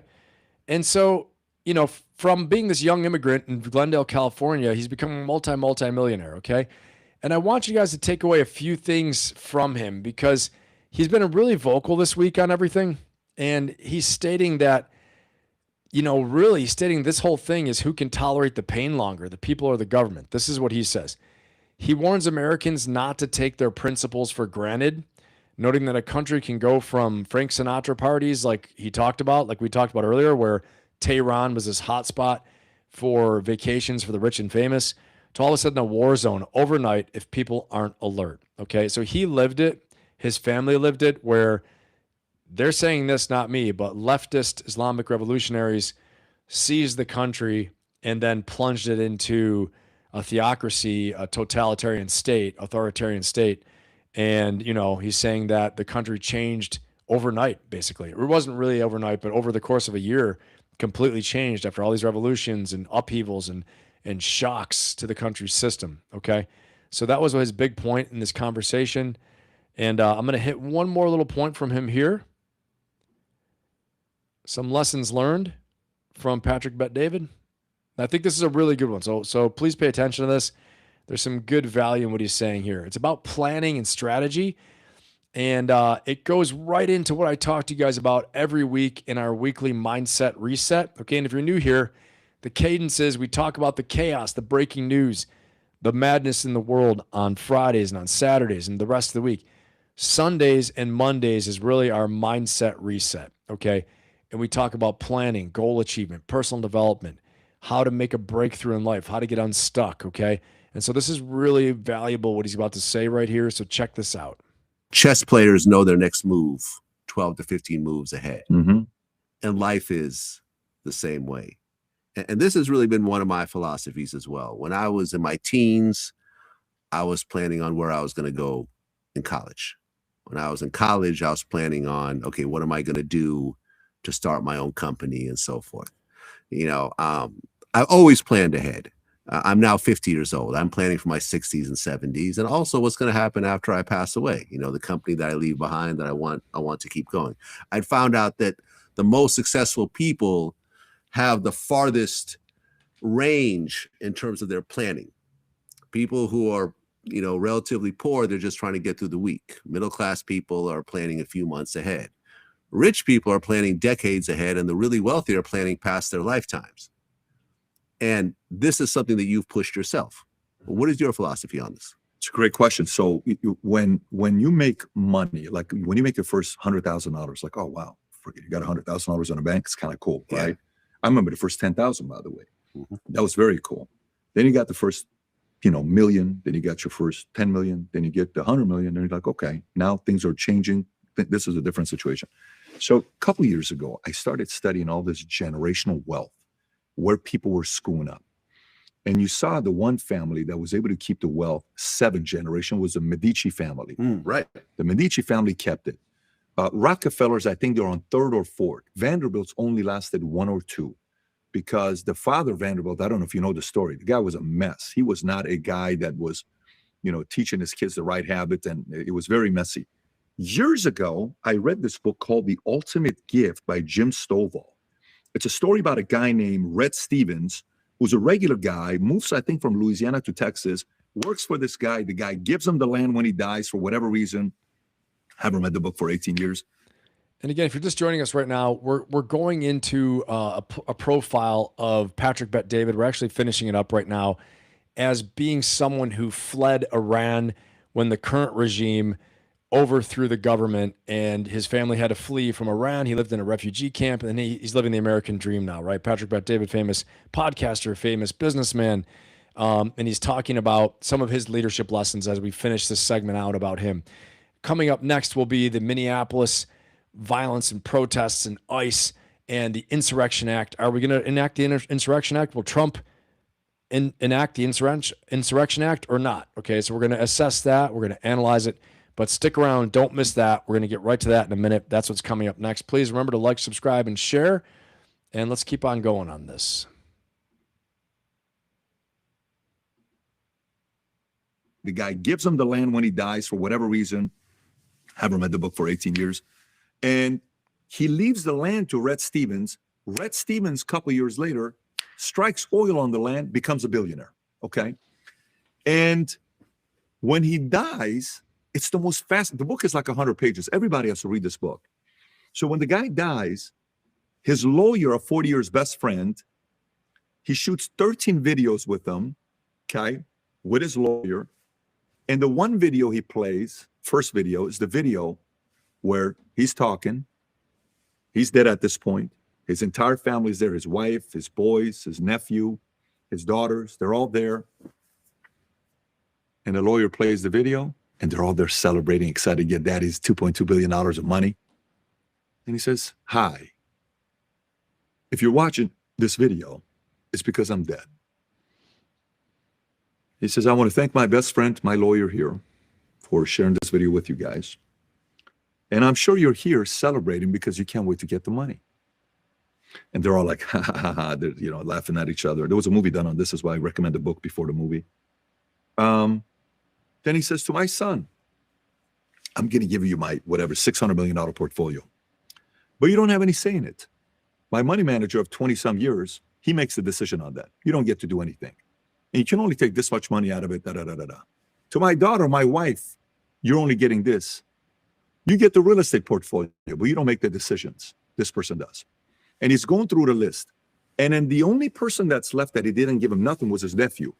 He says, "Now, to my nephew, who's probably about to leave the room." And in the movie, the book, he's literally about to leave the room. "You're probably upset that I have nothing to give you." He said, "But for you, I got the ultimate gift."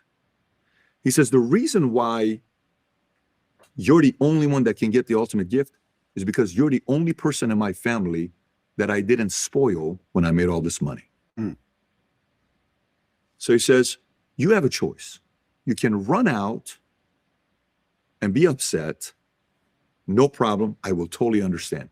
Or you can come back on Tuesday. My lawyer has 12 videos I've shot for you. It'll take you 12 months to find out the ultimate gift." Wow. Obviously, the movie starts, the book starts when he comes back with the first video. I won't spoil it for you. You got to go watch it.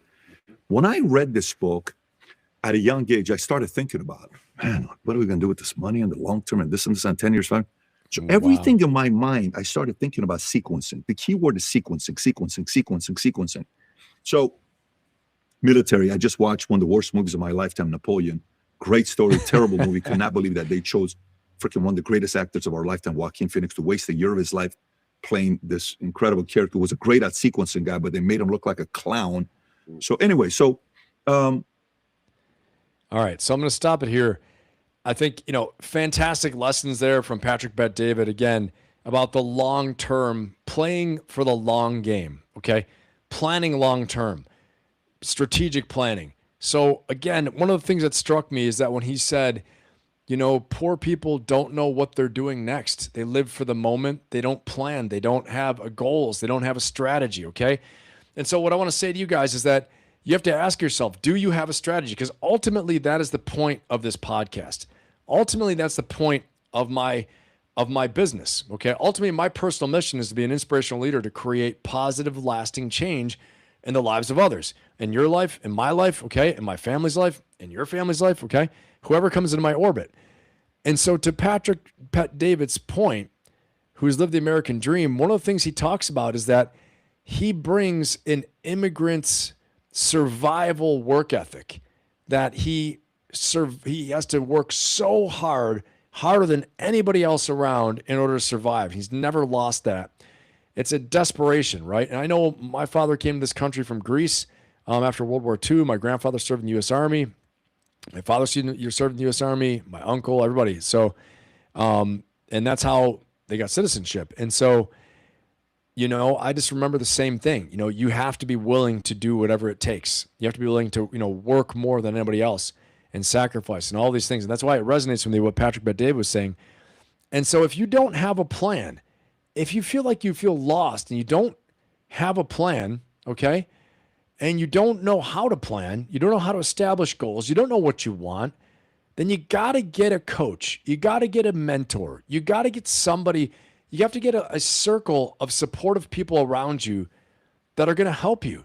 You got to take a course, take a seminar, start reading books. You got to immerse yourself to change your mindset. It'll make all the difference in the world for you, okay? Because the stuff we're talking about right now, guys, this chaos is never going to stop. I hate to say it, right? It hasn't stopped in the history of the world.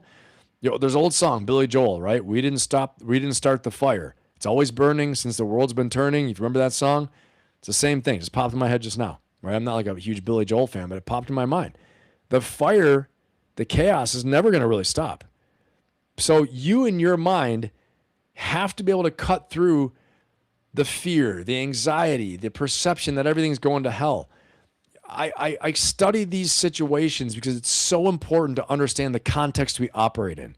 You have to understand the operating environment, okay, if you want to be successful. Look at Patrick Bet-David, right? Multi-millionaire, hundreds of millions of dollars. He talks about current events. He understands the markets. He understands leadership. He understands what's going on politically, but he doesn't get lost in it, right? He focuses on what he has to do. The same thing, you know, I mean, Tony Robbins teaches this stuff. I mean, you know, I'll say so many successful people, you have to deal with what's in front of you and what's around you. And don't confuse what you see on TV with what's immediately around you impacting your life directly right now, okay? If you let your mind get hijacked by media rage bait, right, that's one thing. It'll shut you down. If you use it to inform yourself, to know what's going on in the world, potentially what could happen to the economy, potentially what could impact your life, what should you be concerned about, who should you vote for, that's another thing. So you have to have a plan for your life. Don't just live helter-skelter. Don't just ride the wave. If you want to, that's fine. But if you want to be successful, you want to improve your life, you have to have a plan. You have to have a strategy.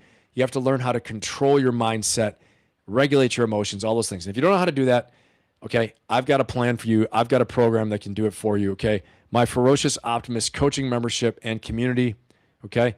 I'm going to walk you guys through this really fast. And again, this is our little word from our sponsor moment. But if you don't have a supportive community, an accountability circle, I have one for you. In my Ferocious Optimist coaching membership and community, okay? It's a great, fantastic opportunity. And you can join it right now and get one weekly group coaching membership. I also do one-on-one coaching. I can also speak at your events if you need that. Whatever it is, I have many different ways to work with you, your team, your business, okay? But again, you personally, if you want to get in on something that is, I think, very reasonable for what it is, for the high value and transformation it provides, $87.99 per month, you're going to get a group coaching meeting every month, live Zoom, private Zoom call with me and with the other members of the Ferocious Optimist community and membership. There's going to be a long Q&A. We're on Zoom together. We're talking. Okay, we see each other, all those things like that. Transformative materials being taught, help you to get unstuck, help you to plan, help you to build the strategy that Patrick Bet-David is talking about here, okay? And so I'm going to show you guys where that is right now because I want you to have the opportunity. You don't have to work with me.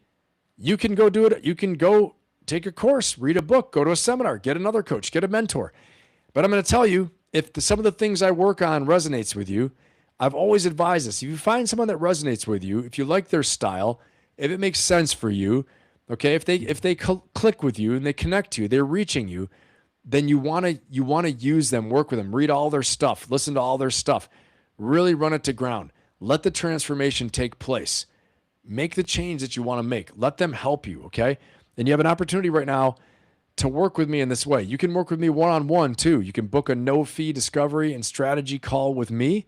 The link is in my bio. Get on my calendar and we'll talk, okay, about one-on-one coaching, personal coaching. If it's for you, for your business, for your team, are you speaking events, all those things, we can talk about that. But if you're looking to join a community and a membership, I'm going to take you guys through this really fast right now, okay? Because I think it's fantastic. I've got members in the audience right now. I've got clients in the audience who are just amazing. You can join a fantastic group, okay? So you're going to go to my bio on my homepage in YouTube, okay? You're going to go ahead and click on more or click on the links. Doesn't matter. Let's click on more. Go ahead and look at the description. It tells you more about me, a little about my bio. Scroll on down. Go to the membership and community. You can go to my website as well too, okay? This is my website. I don't think I've walked you guys through that yet. You can go through my website. There's some success stories, a lot of success stories here. Okay. Different testimonials from people. If you go to my LinkedIn page, you'll see a whole bunch of testimonials on there as well too from people. Okay. Scroll all the way through here. And guys, right after this, we're going to get into the Minneapolis protests and we're going to get into the Insurrection Act right after this. Okay. So stick with me here. A little bit more about me. Let's go ahead and membership and community. Click right there. You can also get there from YouTube too. This is the page for the membership and community. Unleash your warrior, become unstoppable, turn pain into power, go inside Ben's community, inside Ben's membership and community. We're going to play this video, but you can see you have two options. Join Ben's elite coaching membership and community now. Join now for $87.99 per month. Go annual, you'll get two months free. If you do the annual membership, $879, you get 2 months free. Otherwise, it's $87.99. Again, you're joining the community, daily chat, challenges. You're going to get a coaching membership call every month. That's going to be a deep dive on mindset, strategy, planning. I give you the presentation, okay? You get the presentation. You get a private Zoom call with me and the rest of the group. It's fantastic. I do Q&A for about an hour afterwards. I teach for about an hour and 15. You get the presentation as well too. You get all unlimited replay. I'm going to go inside the video so you can see it all. It's all covered in there, okay? So stick with me. Here's some more testimonials. You go down. It answers all your questions, guys. It costs you nothing. There's nothing to go in here and look. Take a look in there. And then you can see you're going to unleash your genius, build an unstoppable mindset. It's time to stand up for yourself, okay? Again, this is the time. Your time is now. If you've had trouble sticking to New Year's resolutions, if you had trouble making change, you haven't accomplished your goals, you got to get with an accountability circle. You got to get with somebody who's going to motivate you, inspire you, give you this strategy and the plans. You heard Patrick Bet-David saying, you know, the most successful people he knows, they are planning. They're making their moves. They're planning strategy, setting goals. They're visualizing all these things, okay? So you got to have that. You got to be a part of it. There's also a free gift here as well too. And there's also access if you want. So sign up here. There's a free gift. And there's also a chance if you want to learn a little bit more about me. And if you want to do one-on-one elite level coaching, work with me, apply for it right there. Click there or go to my bio in YouTube and you can click on it there as well too. Let's check this video out really fast. This is going to take you inside the coaching membership, inside the community, okay? Again, this is a word from our sponsors, from the Ben Pappas Company. Right after this, guys, stick around. Right after this, we're going into the Insurrection Act, into Minneapolis. We're going to examine that, okay? It's about a 5-minute video, and here we go. Check this out. For time. All right, everybody, welcome. So glad you decided to click and learn more about my coaching membership and community. I think you're going to get a ton out of it, okay? This is the place we're going to help you to make a breakthrough from where you are now to where you want to be, to go ahead and get ahead. And my Ferocious Optimist community is going to be there along the way to support you, help you grow, help you stay on track, help you keep your mindset strong, help you to get back off the ground if you get knocked down at any time. Okay. And it's a great supportive community that's going to be there for you, whether you have questions or you need support. You get the challenges, weekly and monthly challenges after the coaching session. Then there's a coaching session, the live coaching session each and every month. That's going to go for about an hour. Then plus Q&A, I stay for as long as you want to stay there for Q&A, usually about 30 or 45 minutes afterwards. And I post all of that in the members area and in the community. So let's go ahead and check this out right now. Let's jump into the members area and take a look what it looks like inside. So you get the actual experience of what it's like to be a member inside my coaching membership and community. Here we go. All right, you can see this was session 1 right here, the live coaching call with me. And some of the notes I have here to please download the membership success path PDF and review it. Click resources button to access. So let's do that right now. Okay, and this is my membership success path. Okay, this is how I describe to you exactly how I want you to succeed and the change and transformation that I want to see you make. Okay, the different stages you have to go through in order to have achieved the objectives that I want you to achieve within the membership. So you'll know when you've achieved everything you need to achieve within the membership, all the way through stage 1, 2, 3, and 4, until you're absolutely in orbit and you're mastering life. Okay. And so it's not just like an infinite membership. You can stay as long as you want. Hopefully you stay for your lifetime, but there definitely are objectives that I want you to meet. Okay. And I clearly define those. And I walk you through in session 1, which you can replay anytime you want.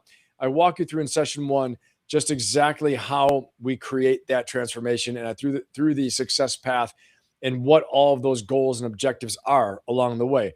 So let's go ahead and take a look at this right now. Okay. You can see here, this is the coaching membership. As I'm doing a coaching session, using a presentation to coach from as well too. Okay. And then the Q&A, of course, afterwards. All right. And we'll jump into the next month. All right. Session 2, here are some of the notes. Topics covered: daily morning routine for focus and energy, daily planning and execution. Okay, let's jump inside the coaching call itself. This is the Q&A towards the end. And you can see here we are talking about different focus areas, going through the actual presentation. You can see I'm coaching in the little window up here. Okay. So this is what it's like inside the actual membership when you do the live coaching call with me. All right. And then the great thing is that you have unlimited replay. You can replay this as many times as you want. Go in here, the membership. Let's say you didn't understand something. You go ahead and click in here, go ahead and check it out, and then go inside the resources button.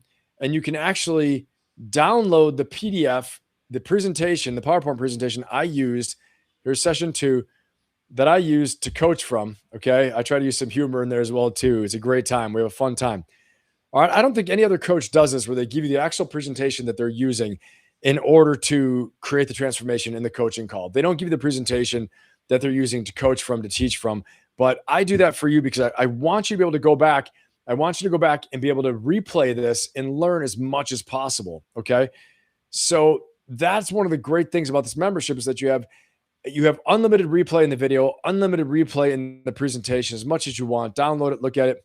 You're going to get downloadable content such as the success path PDF that's in there. Also a discipline and habit tracker, among other downloadable content that I post from different sessions. Okay. So in a nutshell, that is it within the membership itself. And I'm so glad that you came here and that you took a look inside. I know this is going to be a great membership for you. Inside the community itself, let's go ahead and take a look there now as well. All right. So we go ahead and click over into the community, take a look, and you're getting to see a little behind the scenes peek from my coach's site. Okay. And this is the actual community itself. And you can see here, I've got some motivating things, and there's a challenge posted as well to do the 80-20 rule. Some of the different posts from different people within the community. Okay. You can see it's a pretty lively community, people posting a lot of different things. We have different challenges that are posted as well too. Join the weekly and monthly challenges. They're going to help you get ahead. One of them is we have a goals progress report, checking on your goals, doing breath work, 1 week of no fear, all these different things, weeks of rest. Okay. And so there's also a leaderboard too that you can post that you can get points for. Okay. You can see right now I happen to be at the top of the leaderboard, which is good since I'm the leader and the founder, but sometimes people get ahead of me, which is awesome. So there's a friendly little competition along the way. Who can have the most interaction, who's accomplishing the most of the challenges, who's supporting everyone the most. Okay. Up here, you've got some of the announcements. I will announce the live coaching session 1 week ahead of time, a day ahead of time, and then usually the morning of, and then 1 hour before, and actually when we start. So plenty of reminders to make sure that you don't miss a single coaching session as well, and to make sure that you stay on track. The coaching community is fantastic. Okay. I think you're going to get a ton out of that. And I know this is going to be a great experience for you. This is your chance to work inside a community that's going to hold you accountable, help you to achieve your goals, help you to achieve more. When you feel like you're having some friction, you're going to have a community there that you can reach out to and ask people, hey, have you ever seen this before? Hey, have you ever done this before? People will respond back. They're going to jump right in there and answer you. Okay. And Q&A within the actual community itself is a daily thing, daily chat. You can reach out to me and I can work with you, have a daily chat as well. All right. So that's one of the great things about this community that is fantastic. And again, right now, if you're joining now, you're going to get a lot of great opportunities that, I've already talked about. So please jump on this opportunity right now before we get so filled up and the prices change and some of the bonuses go away. So, all right. I'm so glad you came here and you checked it out. I know you won't be disappointed. Go ahead and enter info, join, and I can't wait to see you inside. All right. Make yourself better, make the world better. Have an amazing day. And just remember, go get yours. Let's go. It's your time. All right, everybody. Awesome. So glad that we are back, ready to rock and roll, and great to have everyone sticking with me here. We're about to get into the main portion of our show and the Insurrection Act in Minneapolis and what's going on there. Everybody check in real quick. We're going to have a little count off going on right now. A little military count off. Go ahead and check in. Put those ones in the chat. Hit me up with a 1 in the chat right now if you're ready to rock and roll and you're here and you're present and you're ready to start this part. Thank you, Clark Kent family. All right, so we covered, if you were here earlier, we talked all about the Iranian protests. We talked about what's going on, the history of the regime, where they came from, what's going on right now, the brutality, how many people have been lost. We talked about the option for military strikes with the Trump administration, where that's all going. Okay. We talked about Patrick Bet-David a little bit, did a leadership profile on him as being an Iranian-American who had to flee Iran and is living the American dream now, and some of the leadership lessons we have from him. And now we're going to get into, we're getting into what is going on in Minneapolis and the Insurrection Act that's being talked about. What is it? What does it mean? What's happening there? Okay. And so let's get right into this. Okay. Here we go.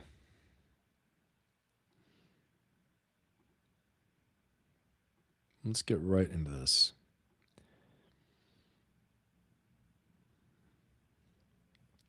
I'm going to share a video here. I think that will paint a picture. A lot of the images coming out this week are nuts.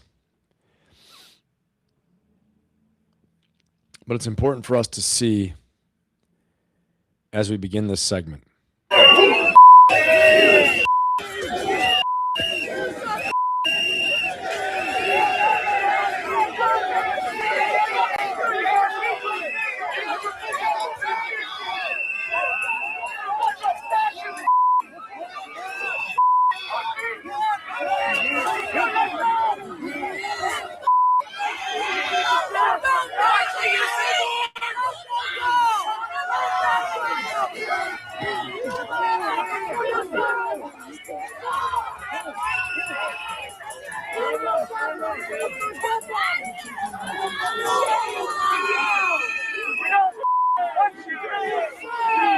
Okay, so we've got some chaos going on, obviously. All right. Definitely chaos happening in Minneapolis. As all of you know, we talked about before about Renee Good. Last week, we covered the shooting with the ICE officer shooting Renee Good, who was a part of ICE Watch and had been going after them, following them around, and apparently impeding some of their operations, things like that. And again, we talked about the fault being on both of their sides, right? Putting yourself in a bad situation for Renee Good's part. And then also we talked about the ICE agent, how he made some tactical mistakes as well too. Okay. Big tactical mistakes that probably could have avoided the whole thing. Unfortunately, it's a very tragic situation all the way around where, she should not have died. But making the decisions she made put her in a bad situation, and the decisions, some of the poor tactical decisions, namely one of them putting himself right in front of the vehicle, forced a deadly force situation. We talked about that. We're not going to deep dive into that one again right now. Okay. But we are going to do is talk about this Insurrection Act and just what does this mean? What's going on with it? Okay. And how can the president, how can he be talking about this? And why is he talking about this? This seems a little excessive, right? Let's hear what President Trump has to say actually on this situation and on the topic here.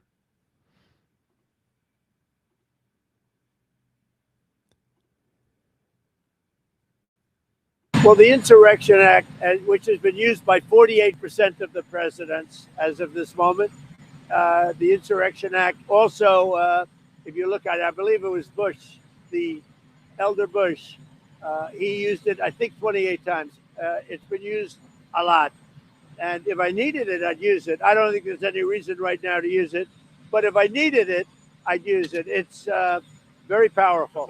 Well, the Insurrection Act. Okay, so we heard it from the horse's mouth right there. So as much as we hear it being pumped up, in the news and everything, and saying that, they're bringing this up so much as though this is actually it's already a foregone conclusion. It's going to happen, right? That's what we're thinking. That's what they're making it sound like.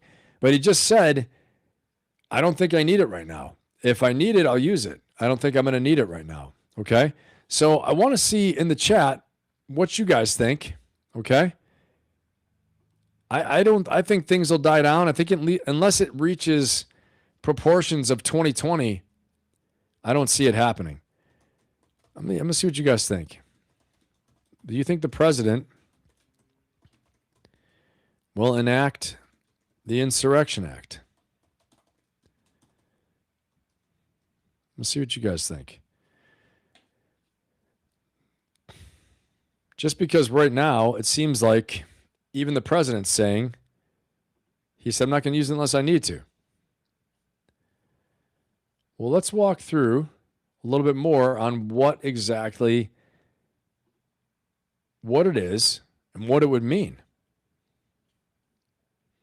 President Trump threatened invoking the Insurrection Act today in Truth Social.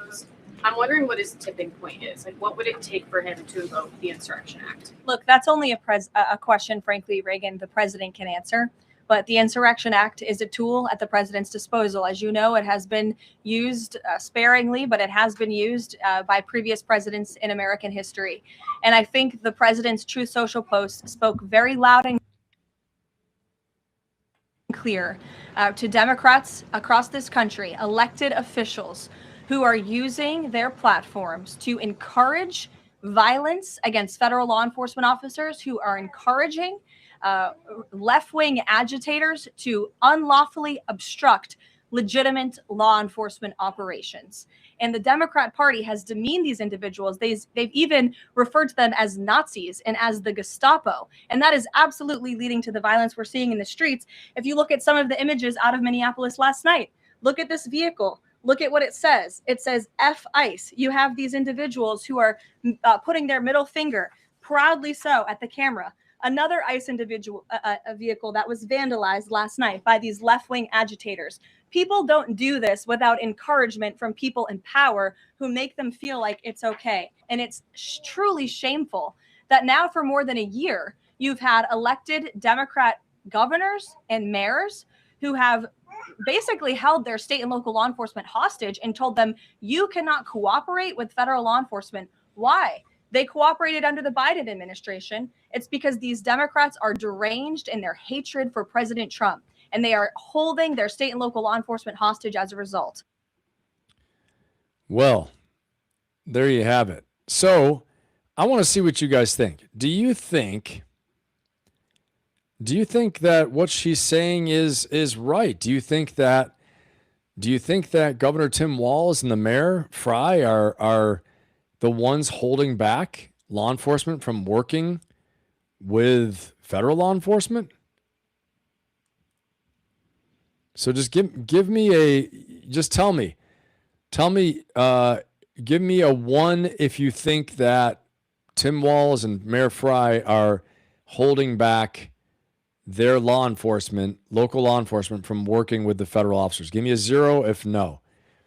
Okay, and we're going to get to the ground. We're going to get to the bottom of this together. I got a lot of other videos, a lot of other things to show. Okay. Hey, take care, Cedric. Take care, man. Awesome to have you here, brother.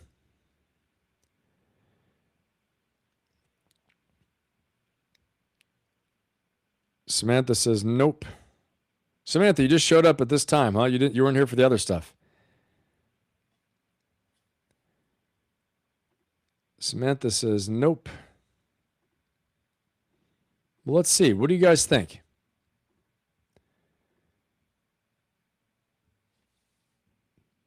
Yeah, you think that they are holding them back? Mark, you would know as a law enforcement officer. I mean, isn't that how the process goes? Let's see. How does the process go? Isn't the process that the governor and the mayor are pretty much the final authority in law enforcement? I think so. I think the police chief reports to the mayor, right? So if you really want them to work with law enforcement, then I don't think it's that. Doesn't seem like it's that difficult. So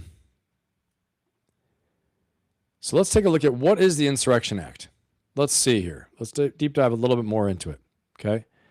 Very thought-provoking. Okay. Insurrection Act of 1807. The Insurrection Act of 1807, or just the Insurrection Act, is the U.S. federal law that empowers the President of the United States to nationally deploy the U.S. military and federalize the National Guard units of the United States in specific circumstances, such as the suppression of civil disorder, of insurrection and armed rebellion against the U.S. federal government. The Insurrection Act provides statutory exception to the Posse Comitatus Act that limits the president's deploying the U.S. military to enforce either civil law or criminal law within the United States. After invoking and before exercising the powers authorized under the Insurrection Act, Title 10 U.S.C. 254 requires the publication of presidential proclamation whereby the U.S. president formally orders the dispersion of the peoples committing civil unrest or armed rebellion. The Defense Department, or the War Department now, guidelines define Homeland Defense as a constitutional exception to the restrictions of Posse Comitatus.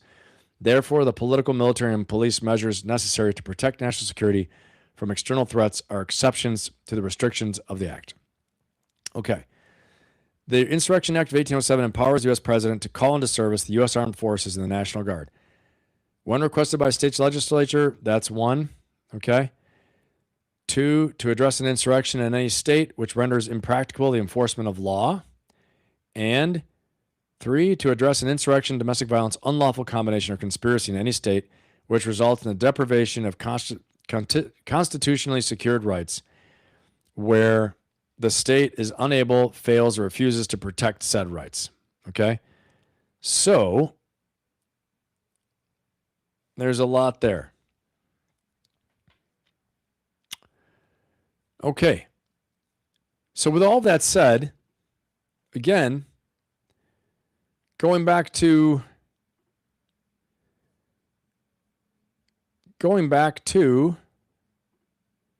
what I was asking you guys, do you think the president will enact the Insurrection Act? I have 12 votes, 58% say yes, 42% say no. Go ahead and give me your vote, guys. If you're in here, just go ahead and hit me up on a vote there. I want to see what we think. I mean, he himself said no, he doesn't see the need to right yet. Okay, in case we forgot that, I can play that again. But do you think it'll eventually come to that? Or do you think he's just blustering and threatening it? I mean, he's used the National Guard a few times. So I think it's definitely a possibility. But let's go ahead and take a look at this, all right? Trump threatened to invoke the Insurrection Act again. What is it? Well, President Trump on Thursday threatened to invoke the Insurrection Act to suppress protests in Minnesota, a week after an immigration and customs enforcement agent fatally shot a 37-year-old Minneapolis woman. The shooting death of Renee Macklin Good sparked protests nationwide against ICE's continued presence in Minnesota and across the United States. Protesters were further incensed on Wednesday evening when ICE agents in Minneapolis shot a Venezuelan immigrant in the leg during an attempted arrest. Now, do we all know what happened with that? This is, I believe this was when the Venezuelan man attacked him with a shovel. I believe that's what happened. Writing on Truth Social, Trump said, if the corrupt politicians of Minnesota don't obey the law and stop the professional agitators and insurrectionists from attacking the patriots of ICE who are only trying to do their job, I will institute the Insurrection Act, which many presidents have done before, and quickly put an end to the travesty that's taking place in that once great state. Okay? Minnesota Attorney General Keith Ellison said the president triggered the demonstrations by sending thousands of federal agents to Minnesota. He argued there are no grounds to invoke Insurrection Act. Donald Trump does invoke the Insurrection Act. If he does that, I'm prepared to challenge that action in court, Ellison said in an emailed statement. All right. So that is what's happening with that. Okay. But the question really is that can Governor Walz and Mayor Fry, can they, of their own leadership, quell the protests? And can they encourage people to not interfere with ICE? Are they trying to encourage them to not interfere with law enforcement operations? Are they doing that? And then the next question is this, is that, I mean, it doesn't sound like they are from what I've seen. I have a clip here I want to play for you guys, but from what I've seen, it doesn't seem like they're encouraging them to be peaceful about it. Maybe not to be peaceful, but to not interfere, right? So that's the only thing. And I could be wrong, but early on, I mean, Walz was calling for resistance, for almost like a civil war, for all these different clips I've seen. I believe now he's toned down the rhetoric a lot because it's gotten very serious, right? And, you know, he's being investigated. There's fraud case, right? They're going to do illegal immigration arrests, which are always highly charged, highly emotional, obviously, okay? You're pulling people out of the community, and they don't always get the right people. We know that by now, okay? They don't always get the right people, and there's a lot of angst and a lot of pain, and a lot of suffering and a lot of fear and a lot of disruption that occurs, no doubt. ICE does not have the best level of training for riots and for all these things. They are a bit of a blunt force at this point. And so, yeah, people are upset. Okay. So, but I think that's when the leadership, to me, that's when the leadership has to really say, like, hey, we got to find another way. If they're coming in, they're getting, illegal immigrants that are, violent criminals, things like that, or part of a fraud ring. That's one thing. But I do want to say, okay, that there have been a lot of instances where they're ripping people out of their cars. They're asking for ID. They're asking for all these different things that are, that are going to cause problems. It's going to cause people to be upset. Americans don't like to have their rights violated, and they don't like to be disrupted. So I think the more it happens, the more ICE is going to run into. Who are they going to run to? They're going to run into American citizens. They're going to piss more and more American citizens off who have a right to do what they're doing, have a right to peacefully protest, have a right to be there, have a right to observe. They don't have a right to interfere with operations. We know that, right?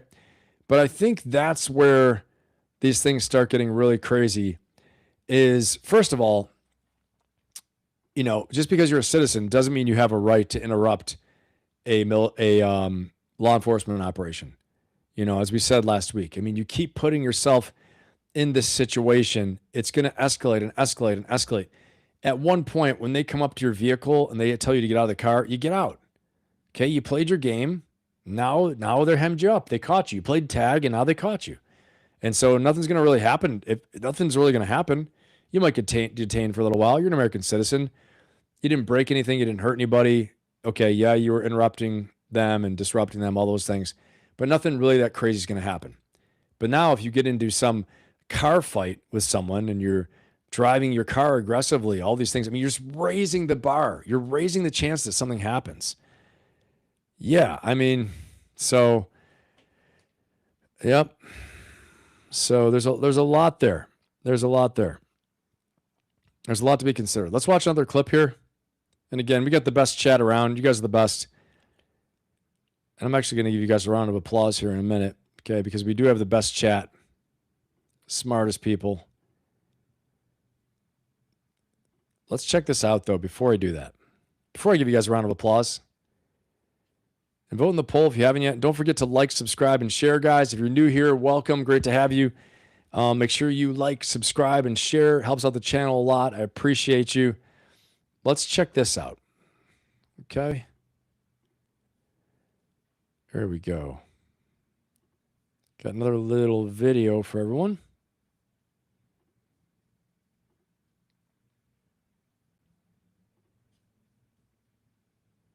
Now we're joined by ABC News contributor John Cohen, who's a former senior official at DHS in Republican and Democratic administrations and a former police trainer.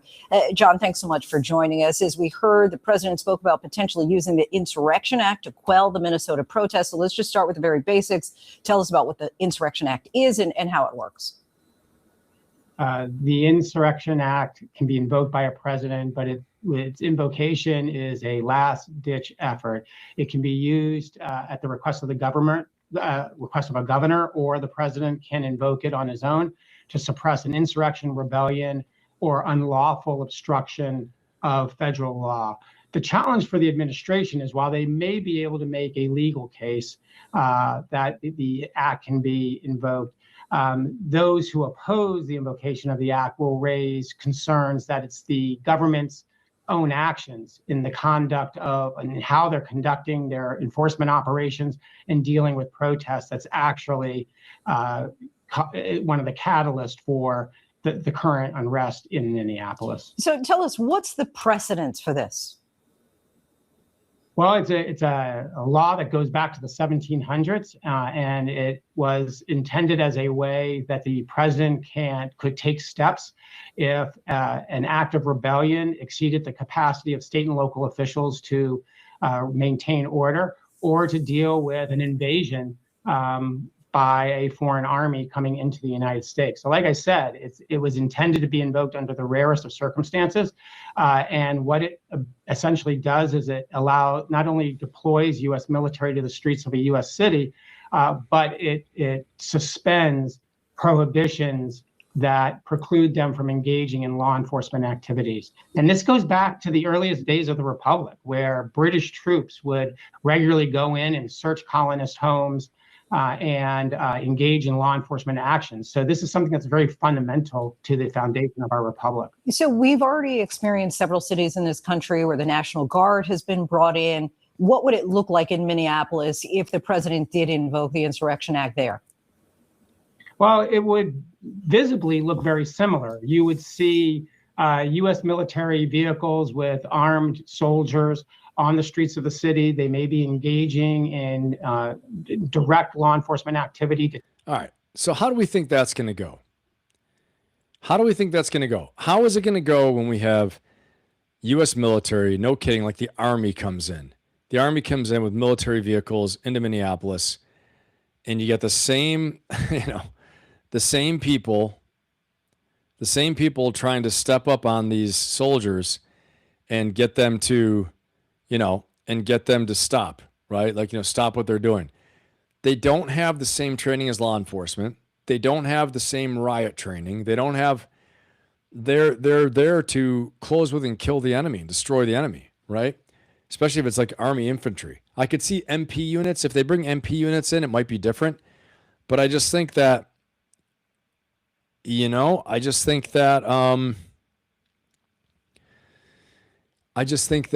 there's a lot there, okay? So, I mean, if you guys think bringing in the Army is going to be bad in terms of like death and destruction in Minneapolis, like put a 1 in the chat. I just want to see where we're at. If you don't, put a 0.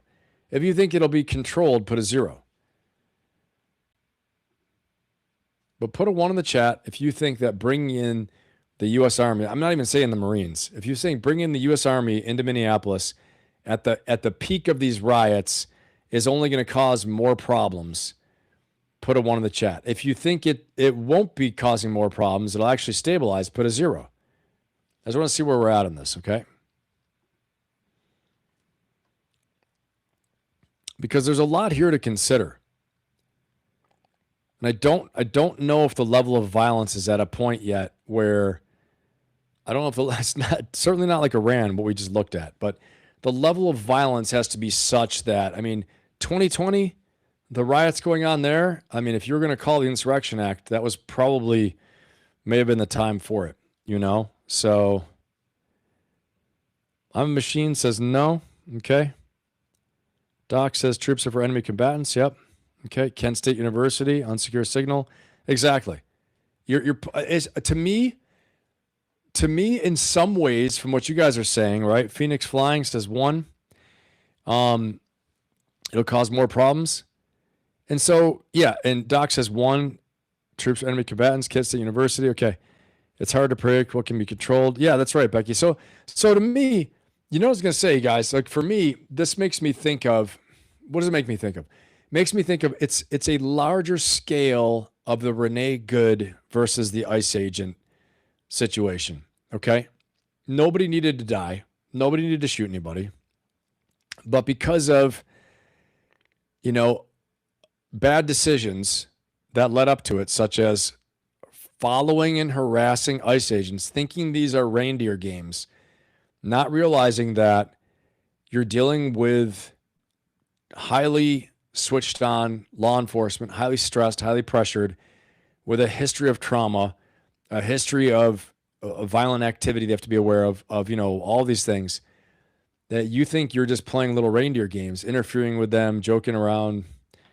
And next thing you know, you make a bad move with your vehicle and, you know, you clip the guy's left leg. To me, and you guys were with me last Friday when I analyzed frame by frame every video we had. Every video that's out there, we had it last week, okay? We looked at, you know, the body cam or the, you know, the cell phone from the officer. We looked at the other one from the angle from another person. We looked at the one that was across the street. We looked at all these different angles. And it looks like his left leg got partially clipped, okay? And he drew at that moment that she accelerated. She was already backing up. But bottom line is this. I don't think he needed to shoot her right there. But again, I'm not the person on the scene. But it was a very close call. Very close call. She definitely did not need to be following them. She definitely should never have been in that position. Okay? So you say what you want, but that is not... Disrupting ICE agents with your vehicle is not your right. That's not your right to be doing that. Protesting, yes. Peaceful protesting, yes. Video cameras, yes. Filming them, sure. Getting in their face and disrupting what they're doing, I mean, you're asking for problems. And when there are problems, they're bound to be mistakes. That's like drinking and driving. Yeah, nothing's going to happen. Nothing's going to happen. Yeah, but it's going to. Your chances go way up. You're increasing your probability of catastrophe happening. So that's what I'm saying with this. It was a terrible, tragic situation. No one wants anyone to die for that. You know, she wasn't a violent criminal. She wasn't a terrorist. I mean, I don't know what Christy I'm saying. You know, domestic terrorist, but this isn't some like, you know, violent rapist murderer. It's just a bad decision on her part to do it. And I think the officer, you know, and again, I'm not armchair quarterbacking, but I have to a little bit. He placed himself in front of the vehicle against the training, against policy. What I covered last week, policy says you need to make, you know, you cannot put yourself in an unreasonable situation that can be avoided that forces deadly force. Okay. I don't have the exact verbiage like I did last week. I read it to you guys, but I think that's what happened there. Okay. So what I'm saying is this, you know, that was terrible. That happened, but are we on a level of like carnage where the citizens have guns? Citizens have guns, they start shooting the officers, and this is happening. Insurrection Act probably is going to happen, right? Citizens having medieval weapons are killing officers or assaulting them, attacking them. Yeah, I personally can't see. And again, I'm not on the ground, right? I'm not on the ground. I looked at a lot of videos just like you guys have. But I haven't seen like an ICE officer dragged through the streets, anything like that. And I pray to God we don't. I have no way saying that should happen at all. Obviously, we don't want that because then it's going to be a retaliation, action, reaction, you know. And I think that would be the only way that you bring up, you have to enact the Insurrection Act. And you heard the president, what he said. Okay. So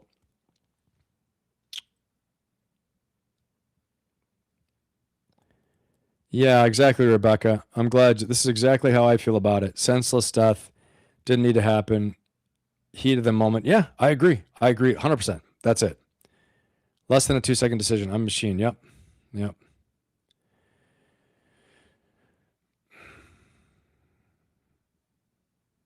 Yeah. Well, the Marines, the last time they sent the Marines into the LA riots, you want to know the story for that, guys? They sent the Marine Corps in for the LA riots, the whole Rodney King riots, all those things. And the cops had the Marines with them, a Marine rifle squad, okay? Hard chargers, young hard chargers, 19 to 23. And the cop looked at him. I think they were in like Watts or somewhere, or Compton, said, he's going into a house where they took some fire from. Someone shot from the house. The cop said, cover me. And the Marine squad leader looked at him like, cover you? Okay. He said, he's like, light him up. And so they opened up with 3 squad automatic weapons, all these rifles, M4s, and they suppressed the target. They covered him. They provided covering fire. They didn't provide overwatch. They speak different languages. If he said, set up overwatch, that means police cover me. You say cover me, it means covering fire. So they started firing, and they like blew the place apart. And I guess when they finished shooting, the person came out like crawling out with a white flag and all this stuff. I mean, you know, crazy stuff. So I don't think it's good to send in the Marines. Please don't send in the Marines. This is I know they did it once before, you know, but this is you're asking for problems. You're asking for death. That's what you're asking for. That's what they train them for. I mean, they sing in boot camp, kill, kill, blood makes the grass grow. Right? That's no kidding. That's an actual cadence. You guys know that if you served like in the Army infantry, or maybe it's different. Marine Corps infantry, you sing songs like that. Okay? That's what they say. Blood makes the grass grow. It's written in places. Okay? It is a warrior culture. You don't want to unleash that on Americans. That's bad news. So, yes, series of unfortunate events. That is exactly it. Yep. Right. So let's go ahead. Let's watch this next one here. You guys are awesome. Chat, you're doing great. You guys are on fire as always. And actually, I am going to give you guys a big round of applause right now. Give yourselves one.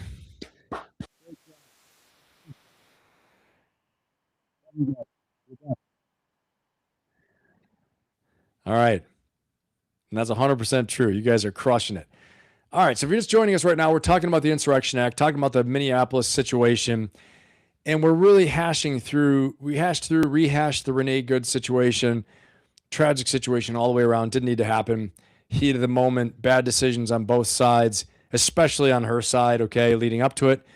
But then the officer, you know, made a tactical mistake, which he was trained not to do, in my opinion. Again, I'm sure there's someone out there wanting to kill me, blast me.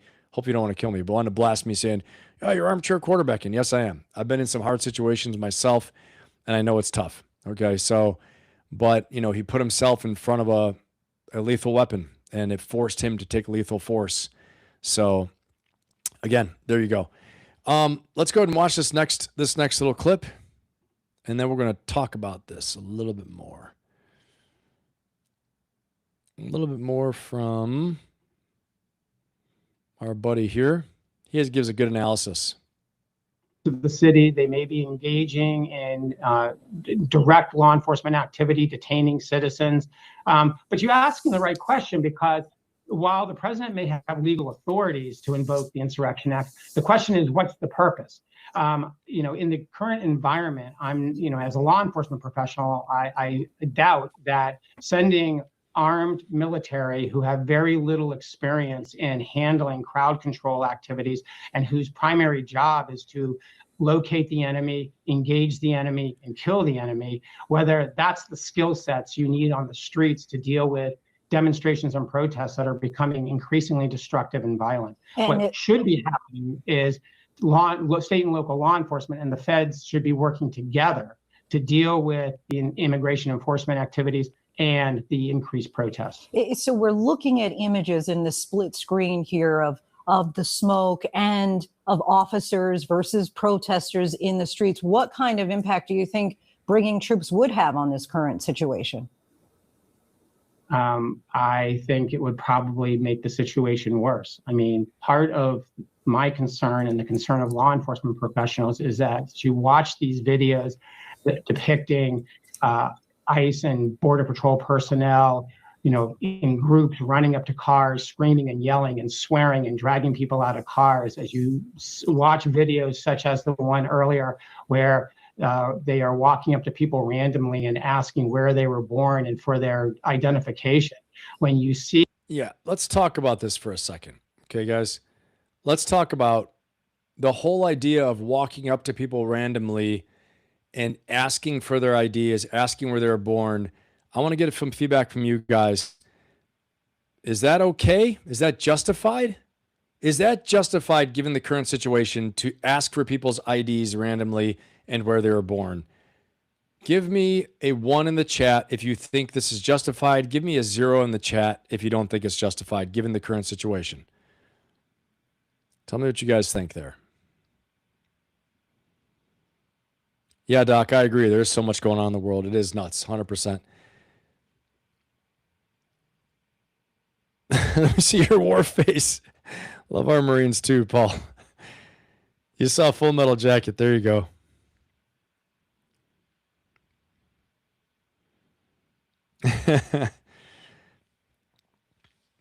All right, guys. So tell me, put a 1 in the chat if you believe. Okay, Mark says no. Okay, got it. 1 in the chat if it's justified. 0 in the chat if it's not. Or you can just say yes, it's justified. No, it's not justified. I'm not gonna lie to you guys. Honestly, I gotta tell you. Sometimes I ask you guys. Sometimes I tell you guys. I'll be like, give me a 1 in the chat if it's this, a 0 if it's that. And then I forget which one I told you. I'm like, oh, yeah, okay, great. But you knew that already. If you've been here with me long enough, you knew I forget sometimes already. There it is. Yeah, hard call. Yep, use our intel to track the problem. 0, 0. Yep, not justified. Bullshit, you still don't scare me. Work on it. I love it. I love it, Mark. That is R. Lee Ermey. I met him once at Camp Pendleton.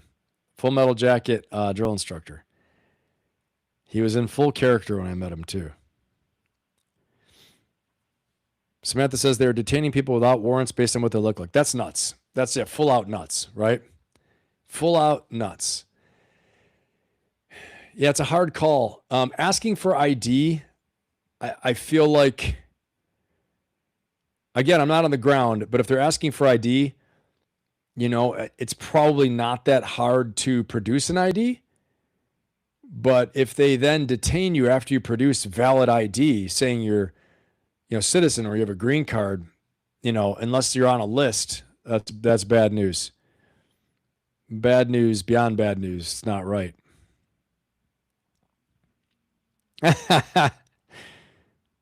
You knew it, Paul. You didn't know. I play it off when I say, 1 so-and-so, 0 so-and-so, and I didn't know really what I forgot what I asked you guys.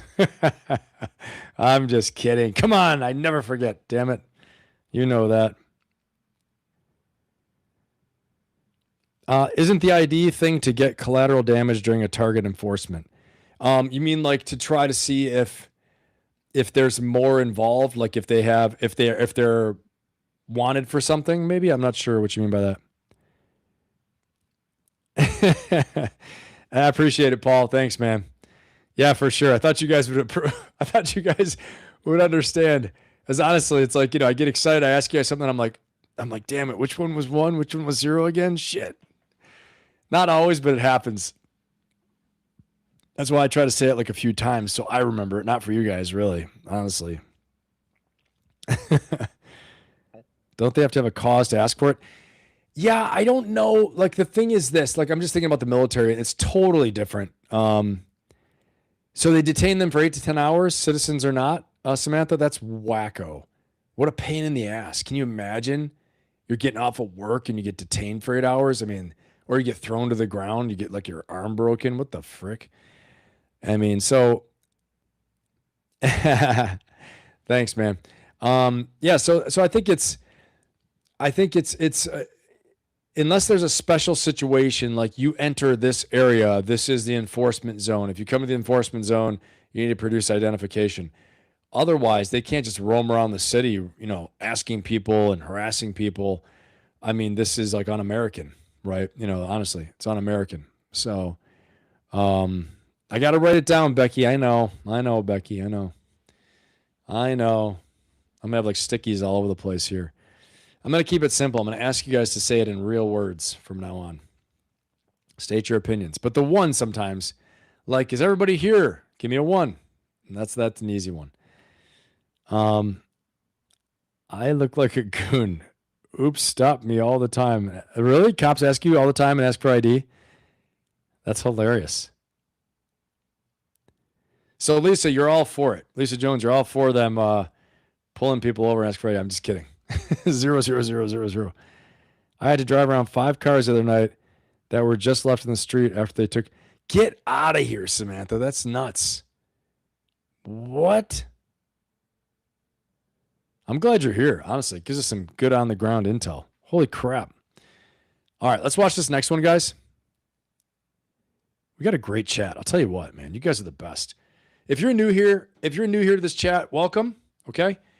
We got amazing chat. We got the best chat on YouTube. I'm telling you, best people ever. You're going to have a great time. Please like, please subscribe, please share so you don't miss any of the action, any of the live streams, any of the content coming out. And you can be a part of this really super cool, collegial, smart, interactive community on here in this community chat. You know, and you can have your own opinion. No one's going to go nuts on you. We don't have any wacko, toxic stuff going on in here. And if we do, we get rid of you. Okay. You know, I'm just going to block you out because we don't want any of that crap. So, you know, you can have your opinion and you can say what you want, but you know, don't attack anybody, nothing nuts and nothing, that's going to get us blocked on YouTube, please. Thank you. Okay. So awesome to have you guys. Please like, please subscribe, please share. And let's get to this next one. Okay. Here we go. Check it out. We got more stuff to talk about. And don't forget, our third act, the comedy act, is coming soon. Leadership Lessons at South Park. You don't want to miss this. If you haven't seen it yet, you don't want to miss it. That's all I can say. And I got a special one tonight too. I got a special extra video that honestly I think is hilarious. You guys are going to die. Secretary Noem also told reporters yesterday that ICE may ask people to, quote, validate their identity when asked about Americans carrying proof of citizenship. Mm-hmm. Can you clarify what exactly that means? Do American citizens, as of now, need to carry their passports or other immigration documents to show that they're citizens? I am so glad you asked this question because I think that there's a lot of confusion there about this. We have incredibly targeted immigration. Okay, I want to say something, guys, really quick, okay? So one time, I'm going to tell you 2 stories. Number one, this is a stalling tactic as a public speaker, okay? I'm so glad you asked that question because blah, blah, blah, blah, blah, blah, blah. She's arranging what she's going to say, right? Okay, number one, I want to say that. Number 2, one time, I was arranging what I was going to say, and I had a senior officer ask me a question, and I said, well, sir, that's a fantastic question. I'm so glad you asked it. And he said, I know it's a good question. That's why I asked it. I was like, oh, shit, it's going to be one of those conversations. So then I went ahead and went after it. So, hey, Joel, what's going on? Good to have you. So it was a pretty funny conversation. I know it's a good question, Pappas. That's why I asked it. Yes, sir. And I went right, and we both had a laugh, though. He was really cool, actually. But, you know, at the same time, it's letting me know, get on with the show here. Okay, so she's stalling for time. Here we go. Question because I think that there's a lot of confusion there about this. We have incredibly targeted immigration enforcement operations. So what's happening there is reasonable suspicion. If somebody is in the vicinity of this operation, of this target, then they could be asked for their identification. We've been vindicated by the Supreme Court, September of 2025. You all saw a case out of Los Angeles where they said we can use reasonable suspicion. I think I've seen a lot on this network and other places where they're talking about this is racially based. Absolutely not. Racial animus is no place in DHS and is, of course, not used. We're using what is protected under the Fourth Amendment of the U.S. Constitution. All right, let's dive a little bit deeper into that. Absolutely. I want to play this video of a recent incident in Minnesota that has received attention. Hold on. You know she's calling her out right now. Right now, she's like, oh, yeah? Really? Okay, let's go ahead and play this video right now. What do you think this video is going to be? I think I know what this video is going to be. It's going to be exactly the opposite of what she's saying. All right, let's watch. A little bit deeper into that. Absolutely. I want to play this video of a recent incident in Minnesota that has received attention. Do you have an ID on you, ma'am? I don't need ID to walk around in my city. This is my Okay, city. do you have This is some my ID home. then, please? I don't need If ID. not, we're going to put you in the vehicle and we're going to ID you. Please. I am your citizen. I don't need to carry around an ID in my home. Well, This is where my were you, home. Where were you born? This is my home. Where were you born? Minneapolis is my home. Yeah, you know, before they even say anything, I just want to say this, okay? I got to say this, okay? If you know ICE is right around the corner and you can't think to pop your driver's license in your pocket, okay? This is, to me, I'm just going to say it. This is a punk-ass move. This is a punk-ass move right here, okay? This is, I'm a punk-ass. I'm going to film you and I'm going to post you. They're being nice. They're like, you know, these are two just dudes, right? Hey, can I get your ID? I don't need an ID. It's my city. I'm in my city. In case you didn't notice, there are 3,000 agents like rolling people up and detaining people. Can you just not let us have to roll you up and detain you and just pull out a driver's license? I've had people ask me for my driver's license, right? You go to the airport, you produce your passport, you produce your license, you give an ID, okay?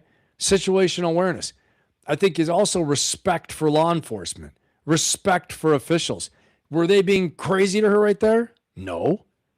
It's ridiculous. I'm going to play you this. I thought it was going to be a worse video than that. I thought it was going to be one of them throwing the people out of the cars that we saw. You know? I mean, and clearly, I hate to say it, but, you know, I mean, they probably have a reason they're asking. Okay, well, you know, and it shouldn't be that hard. If you're walking up to the two of them, it didn't look like they ran up to her. They didn't pull her out of a car. She walked up to them with a camera on. So this is bullshit. I'm sorry. That's bullshit. That's just bullshit. You guys know me. I call it like it is. Okay. I'm politically independent. I think what I want to think. And I also call punk ass when I see punk ass. That is punk ass. Well, you should have you should have a freaking you should have some kind of identification. I'm sorry. Jill, I don't care. You should have some kind of identification. That's just stupid. You should have some kind of ID on you when there's something like that going on. I think this is punk ass. It's punk ass. Punk ass behavior. Lack of respect.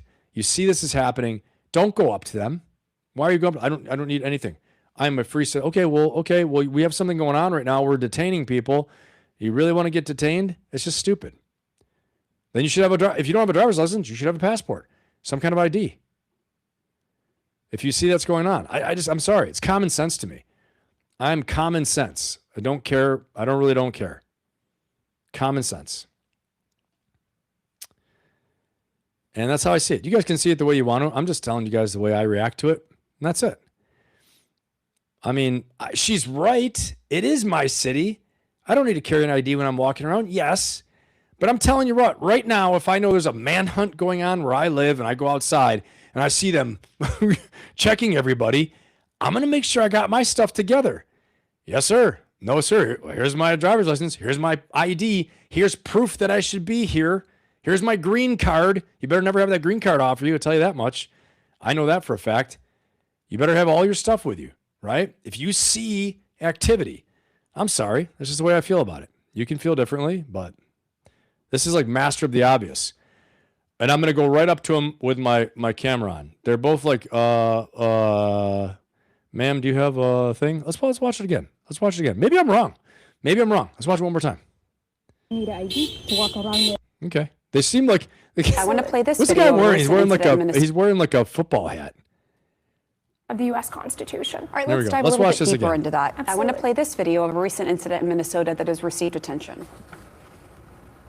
Do you have an ID on you, ma'am? I don't need ID to walk around in my city. This is my Okay, city. do you have This is some my ID home. then, please? I don't need If ID. not, we're going to put you in the vehicle. We're going to ID you. Please. I am U.S. citizen. I don't need to carry around an ID in my home. Well, This is where my were you? home. Where were you born? This is my home. Where were you born? Minneapolis is my home. So that video was filmed by a woman who, as you heard, said she is a U.S. citizen. Why exactly was she stopped? Was there reasonable suspicion, which is a legal bar, as you noted, that a crime was committed in that situation? And why was he asking her, where are you born? Like, what was he basing that on? Sure. So either this is, and I haven't seen this video before, so there could be two circumstances here. Either this is a targeted operation and she's around the vicinity of it, around the target. There's reasonable suspicion because there might be a descriptor, or she could be 5'6" and they're looking for somebody who's 5'6". That could be part of it. They're looking for somebody. That could be part of it. The other piece of it is it could be, I don't know if she was obstructing law enforcement, if she was assaulting law enforcement prior to this, but they either had those Title VIII authorities under the U.S. Code 1357, or they had that reasonable suspicion. But what do you say to those who watch that and other videos that they're seeing themselves? I mean, this is not just the mainstream media. This is people. I mean, to me, I'm just going to say it again. To me, keep some kind of ID on you. It's really simple. And he didn't say we're going to detain you. We're going to put you in the car and ID you. Then, okay. I mean, I'm sorry. I'm doing common sense approach here. This doesn't seem like it's that crazy. I thought it was going to be a worse video. Okay. But again, you guys tell me what you think. That's what I think. I just think that that's like, someone trying to make a video. You're walking around towards the ICE guys. You decide not to carry an ID on you. Why? If you have an ID, if you're a U.S. citizen, you have some kind of ID. You got something, right? I mean, you got something. You've got it. I mean, if you don't have a driver's license, then you have a passport. If you don't have a passport, you have something else. If you don't have anything, well, then explain to them and show them. They're obviously looking for illegal immigrants. They have an operation. So, I don't know, reasonable theory. They're not being violent, not being crazy. Again, I call it like I see it. That's how I see it. What do you guys think? Do you think it's a big deal for them to ask for ID right there?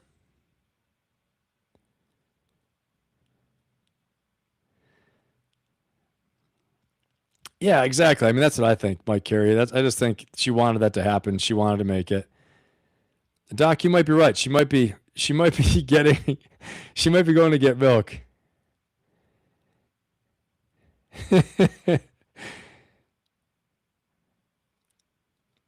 Part of the reason we don't have IDs is because of racism. Maybe. I don't know.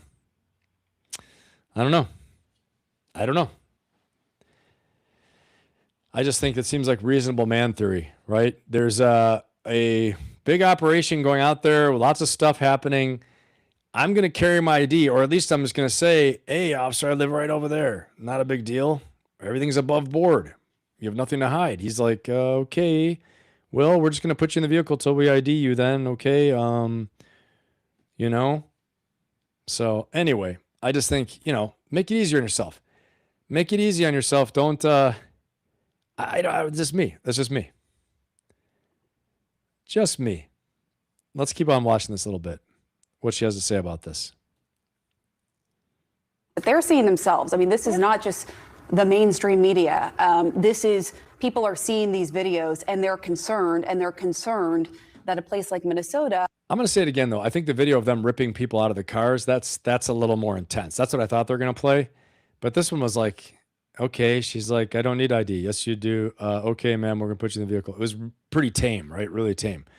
But I guess to their credit, they showed a tame one instead of the ripping people out of the cars, which is what I thought it was going to be. Is turning into a police state, and they're going up to U.S. citizens asking for ID and using. Yeah, I think that tactics. there's So a what do you lot say of to them? fear mongering going on. I think by the media. But it's not. Hold on. Let me just correct you right there. Let me just. They're watching these videos and using their independence of mind. It's not the media. Yeah, I just said independence of mind. Stupid. That's stupid. Sorry, guys. That's just me. And I happen to be the one on camera here, but yeah, my independence of mind says that's a stupid example. That really non-confrontational, not a big deal. And if you have some kind of ID, you see how that's going on, show them. That's all I can say. And if she doesn't have anything, then just say I don't have anything, but my house is right over there. I live here, and it's really easy. I don't know. That's how I see it. Doesn't seem that tough. Yeah. No, actually, it is the media, and we're seeing it time and time again by saying things like the police state. What we're seeing is rampant violence against our law enforcement, highly coordinated. We have our legal authorities. When individuals see videos like that, you have to ask the question, was this individual obstructing law enforcement, which is a federal crime? Were they assaulting law enforcement, which is a felony? Were any of those No, she wasn't assaulting law enforcement. Was she obstructing it? Didn't really seem that way.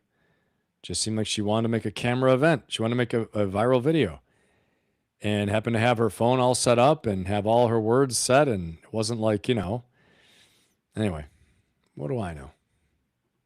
Just calling it like I see it.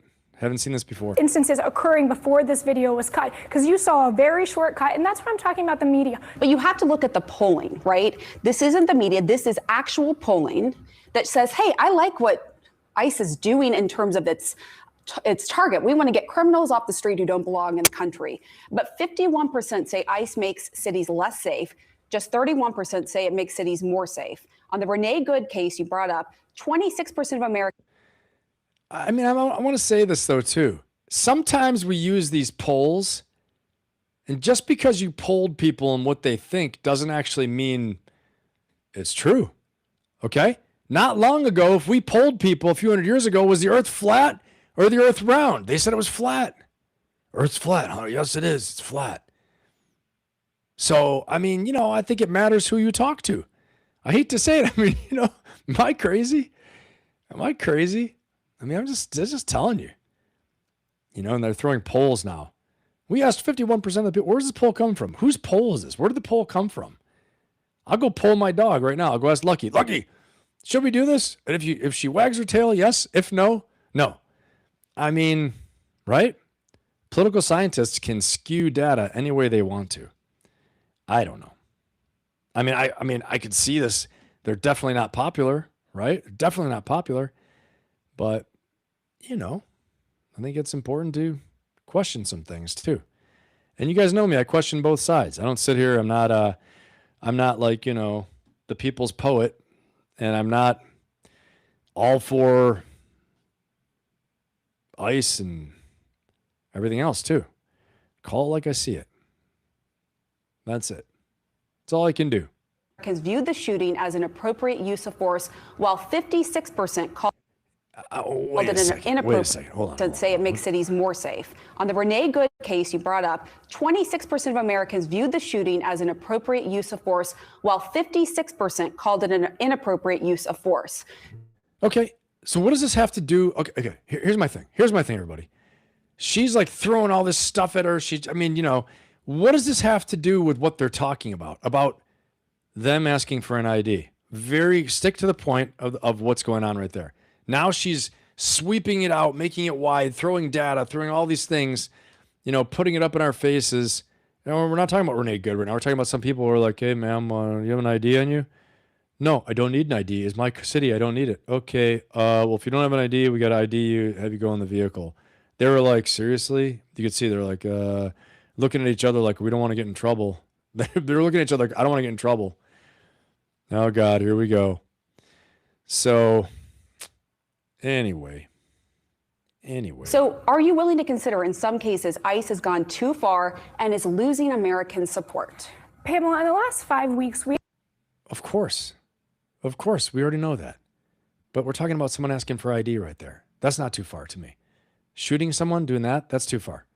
Okay? Again, my opinion. My opinion. Yeah, we've gone too far. I'm the people's poet. Your level says is flat. You're a flat earther. The flat earther convention. They still have those conventions, you know. I'm a machine. They still have those. Flat earthers. I just don't know. You'd have to have the patience of Gandhi. I just don't know. I don't know.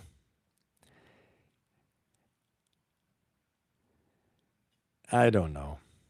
Let's watch some more, and I will know in a second. Watch this. We have arrested 2,500 criminal illegal aliens off of the streets of Minneapolis. If I can finish, I want to see a YouTube boxing match between these two. I just came up with that.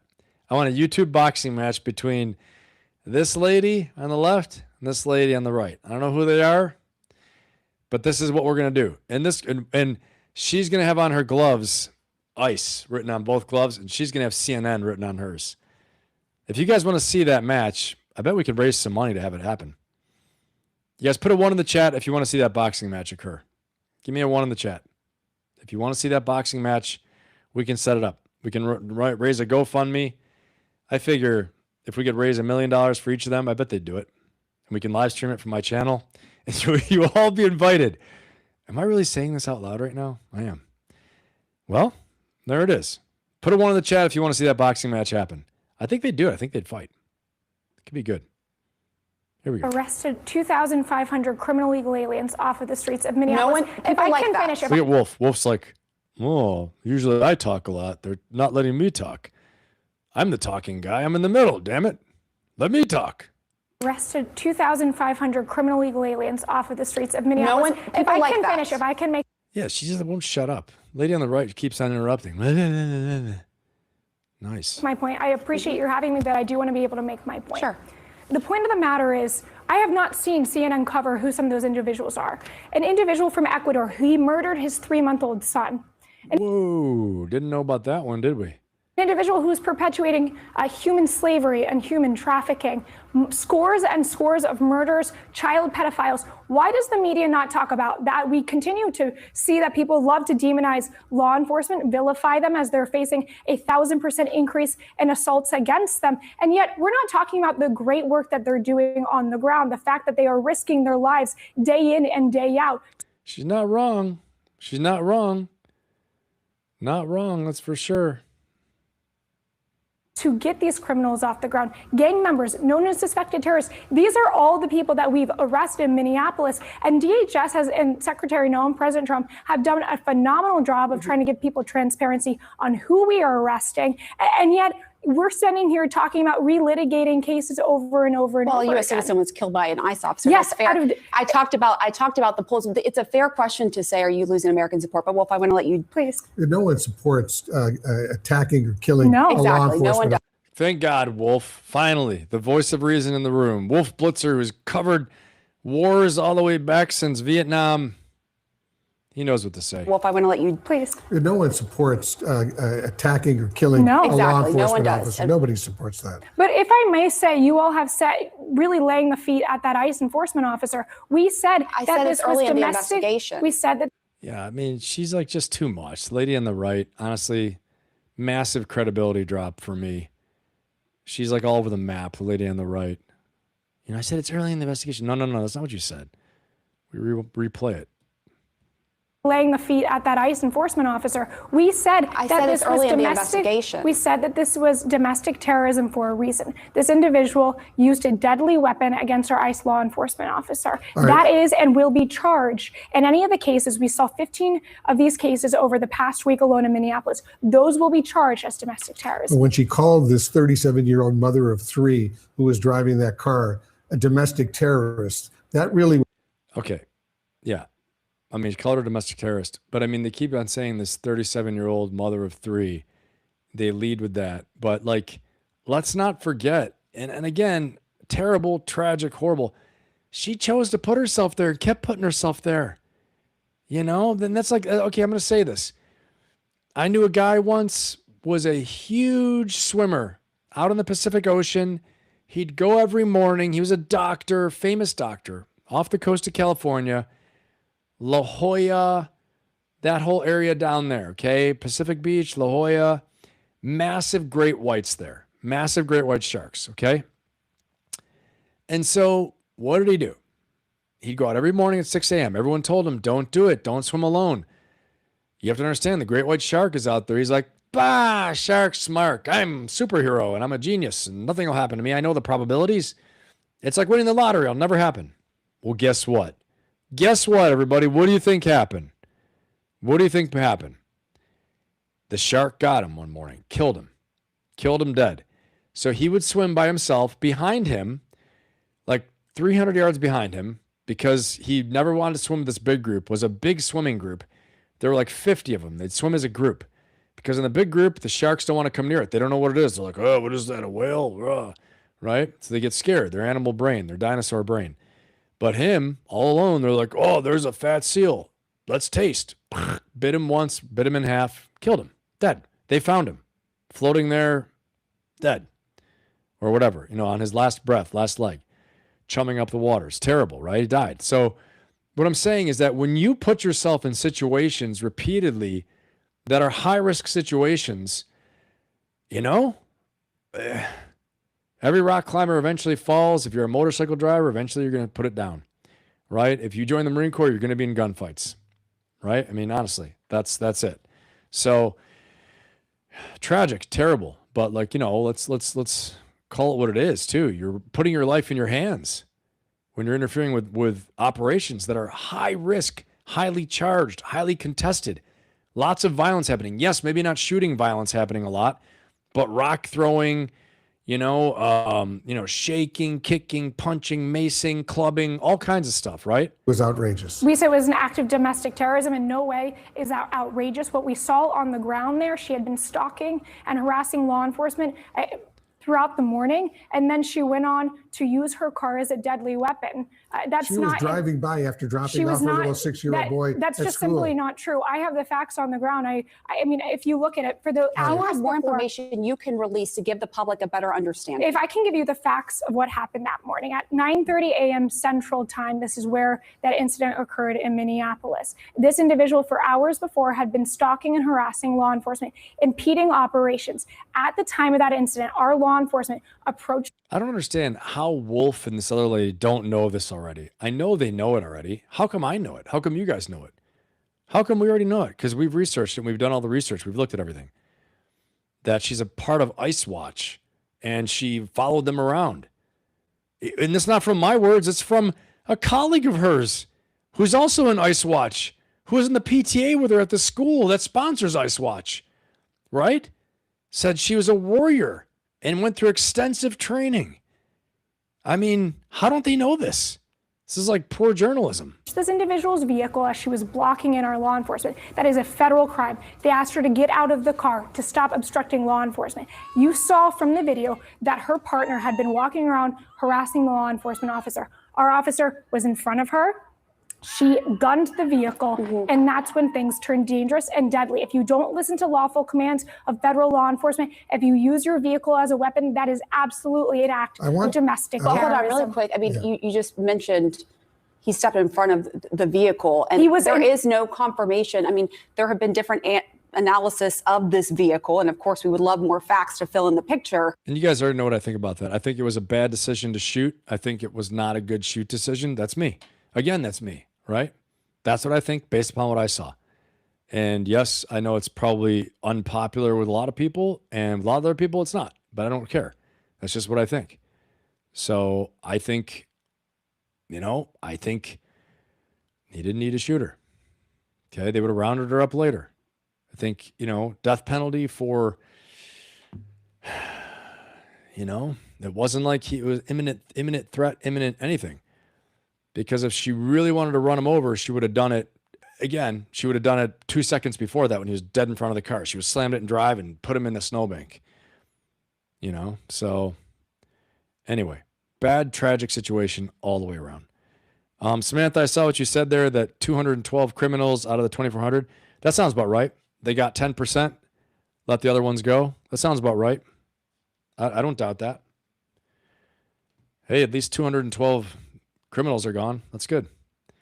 And definitely an inconvenience and not a good experience for other people, for sure. For sure. So it's not as accurate and as targeted as she's saying. I get that. You know? All right. Let's go. Where are we at on our poll right now? Let's see. I've had about all I can take for this, but we're going to watch a little more in a second. Let's see where we're at on our poll. Hey, guys, remember to like, subscribe, and share. If you haven't subscribed yet, please subscribe. If you haven't liked, like. Okay. And we're almost there at our fun comic time. God, we need it after this one. I didn't think this was going to be as intense as it is. But, you know, I get a little triggered by this stuff sometimes. It just kind of zaps me, man. I'm like, what in the hell are they talking about? It makes me think of people getting eaten by sharks. Hey, Paulette, what's going on? Real Mikey. Yep, I agree, man. Lisa Jones, Rock'em Sock'em Robots. Exactly. All right, let's see where we're at here. Okay, how's our poll doing? Do you think the president will enact an insurrection? 55% yes. No, 45%, 33 votes. Wow, an hour ago. Wow, okay. I'm going to bring up a new poll in a minute here, guys. A new poll. But before I do that, I'm going to open up. Let me see. Hey, Ben, have you seen the Paramount series Lioness? It's about Marine operator. I'd be curious to hear. I haven't seen it. I've heard about it. I know about the program. I remember when they were doing that. I think it was, they did it because of the cultural issues there, where they had to make sure that people were, that women were touching the women, searching them, inspecting them. So we didn't disrespect their culture. So we were trying to be respectful of the culture and having women to be with the women, not have our men go and search their women in separate rooms, things like that. So that was one of those things. Okay. Let's see. We had enough. We're going to watch a little more. That's right, Paul. You caught that, huh? I'm going to open up Q&A, guys. You have any questions? Ask me a question. See if you guys have anything for me. And let me see what else I have here. Okay. We're going to switch over to this one. That one's getting to be a little bit much. Let's check this out, and we'll talk a little bit more.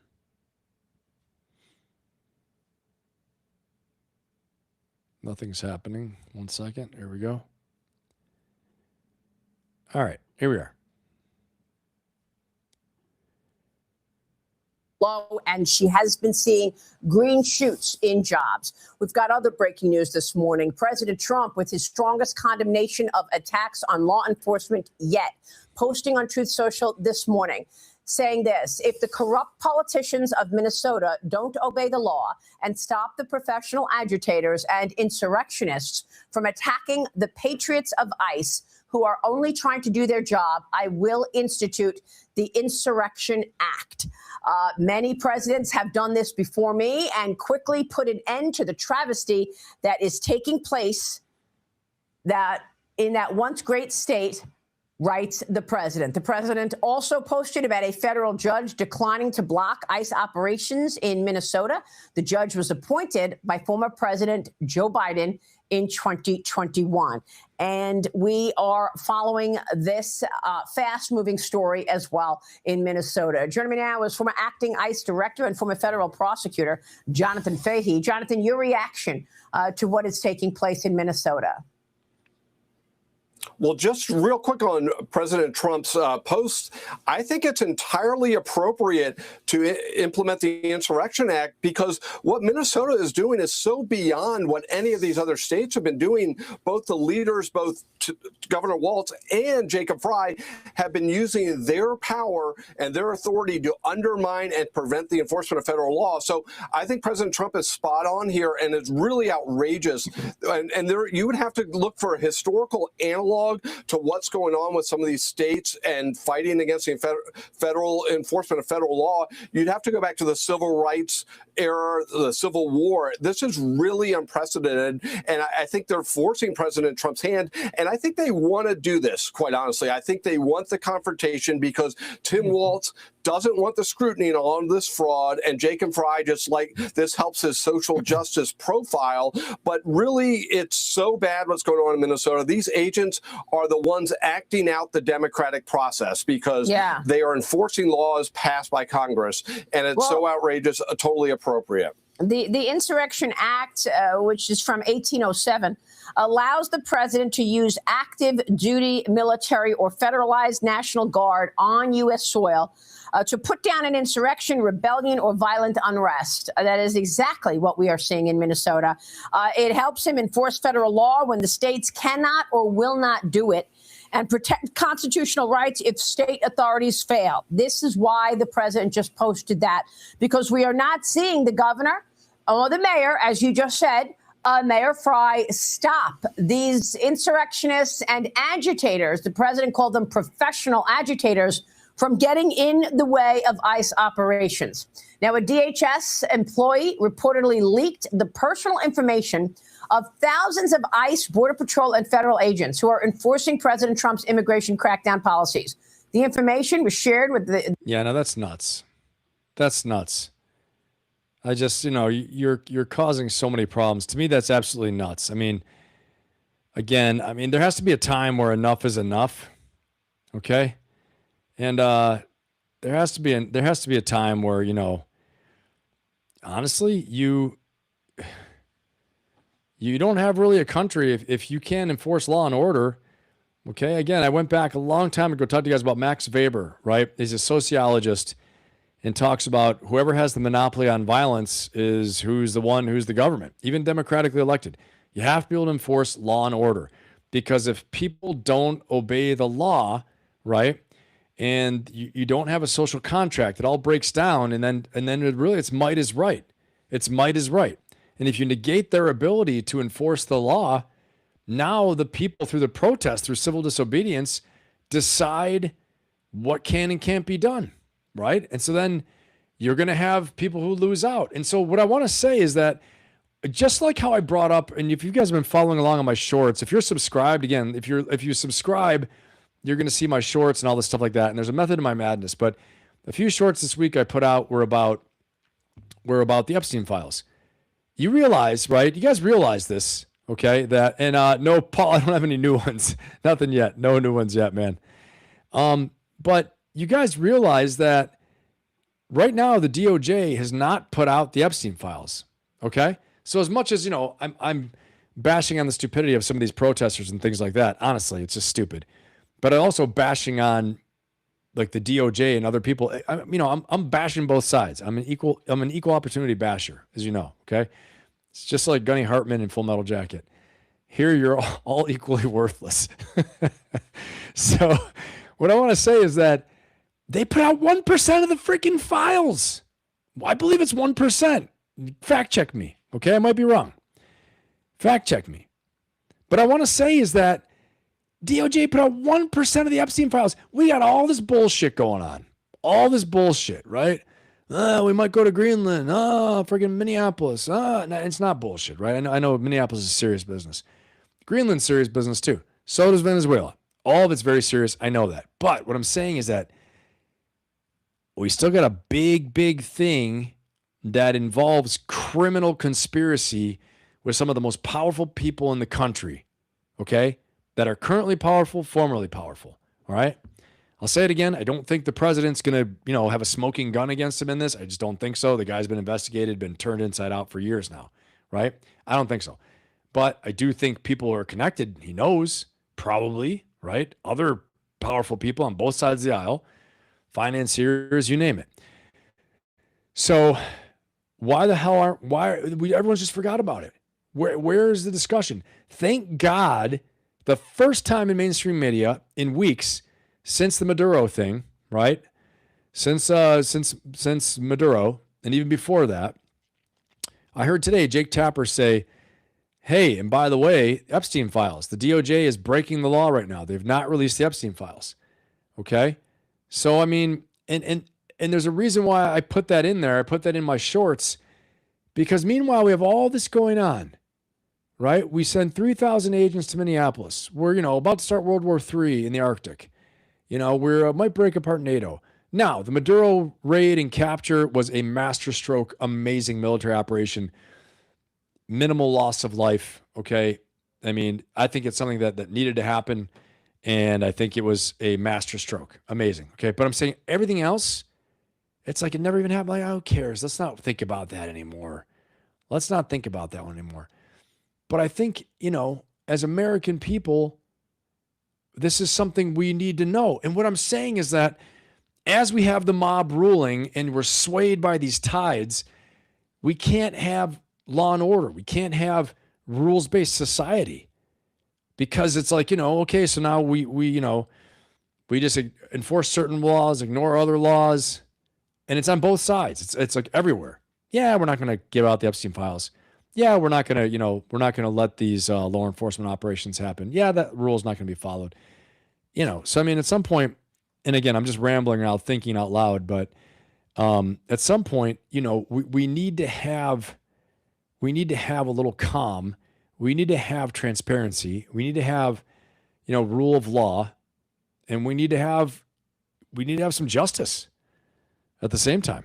I mean, it can't just be only for the small people, right? So again, it's off the top of my head, and I just there's so many things going on that are distractions, frankly. Some of them are big distractions. Anyway, that's what I think. It's an official Benathon. You're right. Yep. That's it, Samantha. Exactly. Epstein. I mean, just like, okay, right? Well, if all this other stuff is so important too, so is that. If all this other stuff is really so important, so is that, right? The fraud case in Minnesota, billions of dollars stolen, hugely important, big money, taxpayer money, right? Illegal immigration, allegedly, fraud. For sure, 100%, right? They already discovered a lot of it. I covered all of this. Politicians involved, probably, potentially, right? Definitely criminal enterprise involved, right? But so also with the Epstein thing. I mean, let's just be done with it. Put it all out there, be done with it. So, just, man, tell you what. All right. That's what I think. Hey, Nick, what's up, man? What's up, brother? Good to have you here. Let's go. Let's keep rocking and rolling here. Let's go on a little bit of a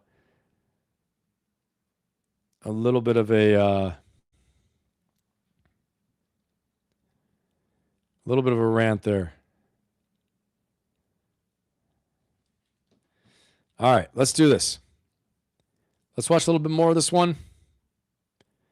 Actually, I got one more here, and then we're going into our leadership lessons of South Park excitement time because the Benathon is going to go too long. If not, I'm starting to get in the rant zone,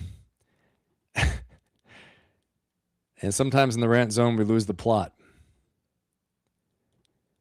Let's see here. Okay, last one for us to discuss. Let's do it. At 8, this just happening. President Trump is threatening to send federal troops to Minnesota. We know that. Within just the last. We know.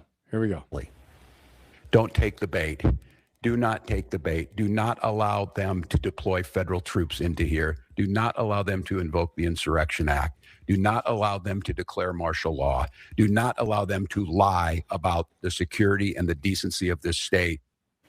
The Insurrection Act of 1807 gives the president power to deploy the U.S. military, both active duty troops and the National Guard, to a domestic. I'm going to play it again. Let's hear him again. Take the bait.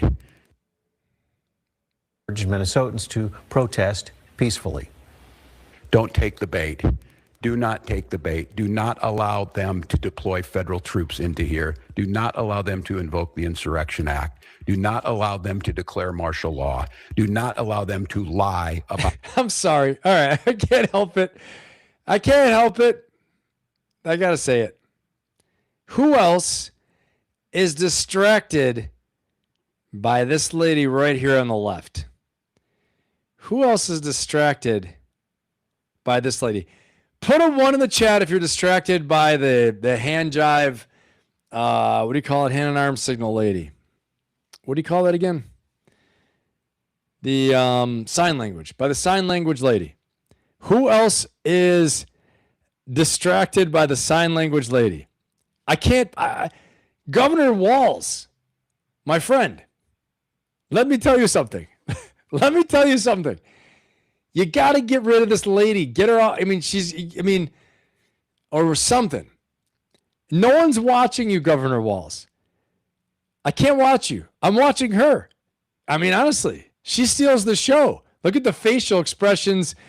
And I'm sorry, we're going to take a little comic pause here. Wait a second. We're going to do like a football replay. Okay, look at this. Look at the facial expressions. Let's go right into it. Here we go. Ready? Okay. On hike, when he says hike, he snaps the ball. Watch her actions. Do not take the bait. Right there, man. She's flicking dollars. She's flicking dollars. Okay. Watch.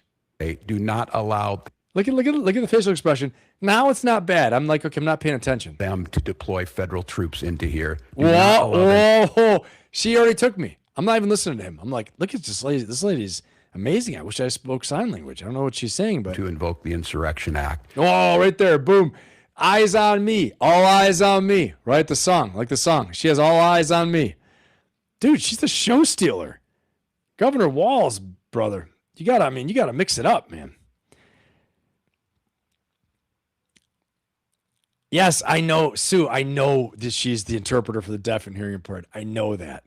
Okay. But still, she's highly distracting. She's super distracting. And I haven't ever seen anyone else use that. They usually use closed captions. Right? Do not allow them to declare martial law. Do not allow them to lie. Look at the facial expressions. Oh my gosh. What in the world? The cop is falling asleep. She doesn't want anyone to ID her. She's trying to don't see me. I don't want to be here. Sue, thank you though. That was nice of you to explain to me. You're like, oh, take pity on Ben. She's like, he's a Marine. He's not too smart. Cody Fisher, get back here. Where you going? I mean, right back. Come on. You got to get in here. She's throwing gang signs. Look at the face, though. Look at her face. Hold on. Wait a second. Look at the face. We're almost at South Park time, okay? So I can be as silly as I want to be right now. Let's go. Look at this. Look at the face. Look at the face. What? No, look at this. Yeah, dog. Hold on. Do not allow them to declare martial law. Do not allow them to. Tim and Governor Walz's eyes are closed. She's like, I don't really want to be here. I don't even know why I'm really here. I don't really agree with him. Lie about this. This is the star. I'm sorry. And you know what? I'm saying this.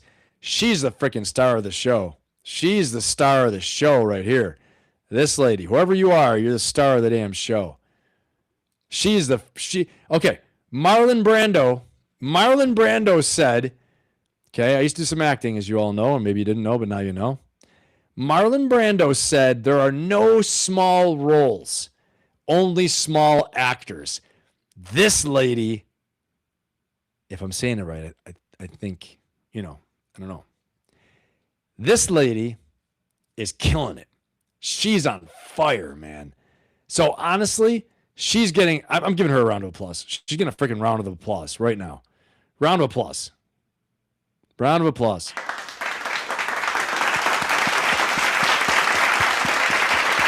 Stole the show.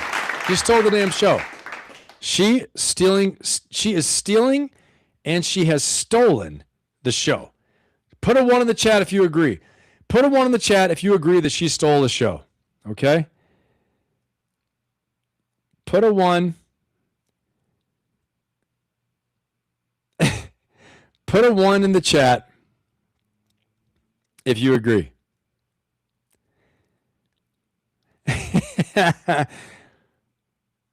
Is she way out of character? Yeah, I was going to say, she's like, man, she's like, you know, she's big. She's a big actor. She's a big actor. You know what I mean? She's like, honestly, she's like big energy, like, I don't know, just big energy actor. You name it. Like, it wouldn't surprise me if she was also like has SoundCloud. She's a SoundCloud rapper. Would not surprise me if she's also a SoundCloud rapper. You know, she's going to be like the next, I don't know, superstar. But you know, it would not surprise me if she's an actor, if she's a artist of some sort, or just like a motivational speaker. Check it out. Let's keep watching. I can't help it. It's amazing. Let's go. Security and the decency of this state. The answer. She knows she's the shit. And she's on camera. She said that last one. She looked right at the camera. Oh my God. All right. I want to see it. What do you guys say? Put a 1 in the chat. Yeah, she's fire. She is freaking fire. And I'm going to tell you what, right? They need her on the podium. Real Kenny, I agree with you. I think she could end all the problems in Minnesota. She might change everything like that with that energy. And that, man, she's like, you know, she's owning it. Damn, that's inspiring, though, because you think about it. You think about it, though, okay, in that, again, there are no small roles, only small actors. She's like, I'm not just getting up there and being like this and quiet. She's like, I'm going to really make it good. I'm going to see me. Damn. She stole the show. She stole the freaking show. Governor Walz, I don't even know what he said. I got to rewind it. I know what he said. He said, don't let them do it. But let me rewind it, guys, because I'm sorry. She blew me away. Debate. Do not allow them to deploy federal troops into here. Blocking her. Do not allow them to invoke the Insurrection Act. Do not allow them to declare martial law. I actually have my Do hand not up. I'm allow them blocking to her. lie about the security and the decency of this state. The Insurrection Act of 1807 gives the president power to deploy We the know. We know. federal. Fast forward.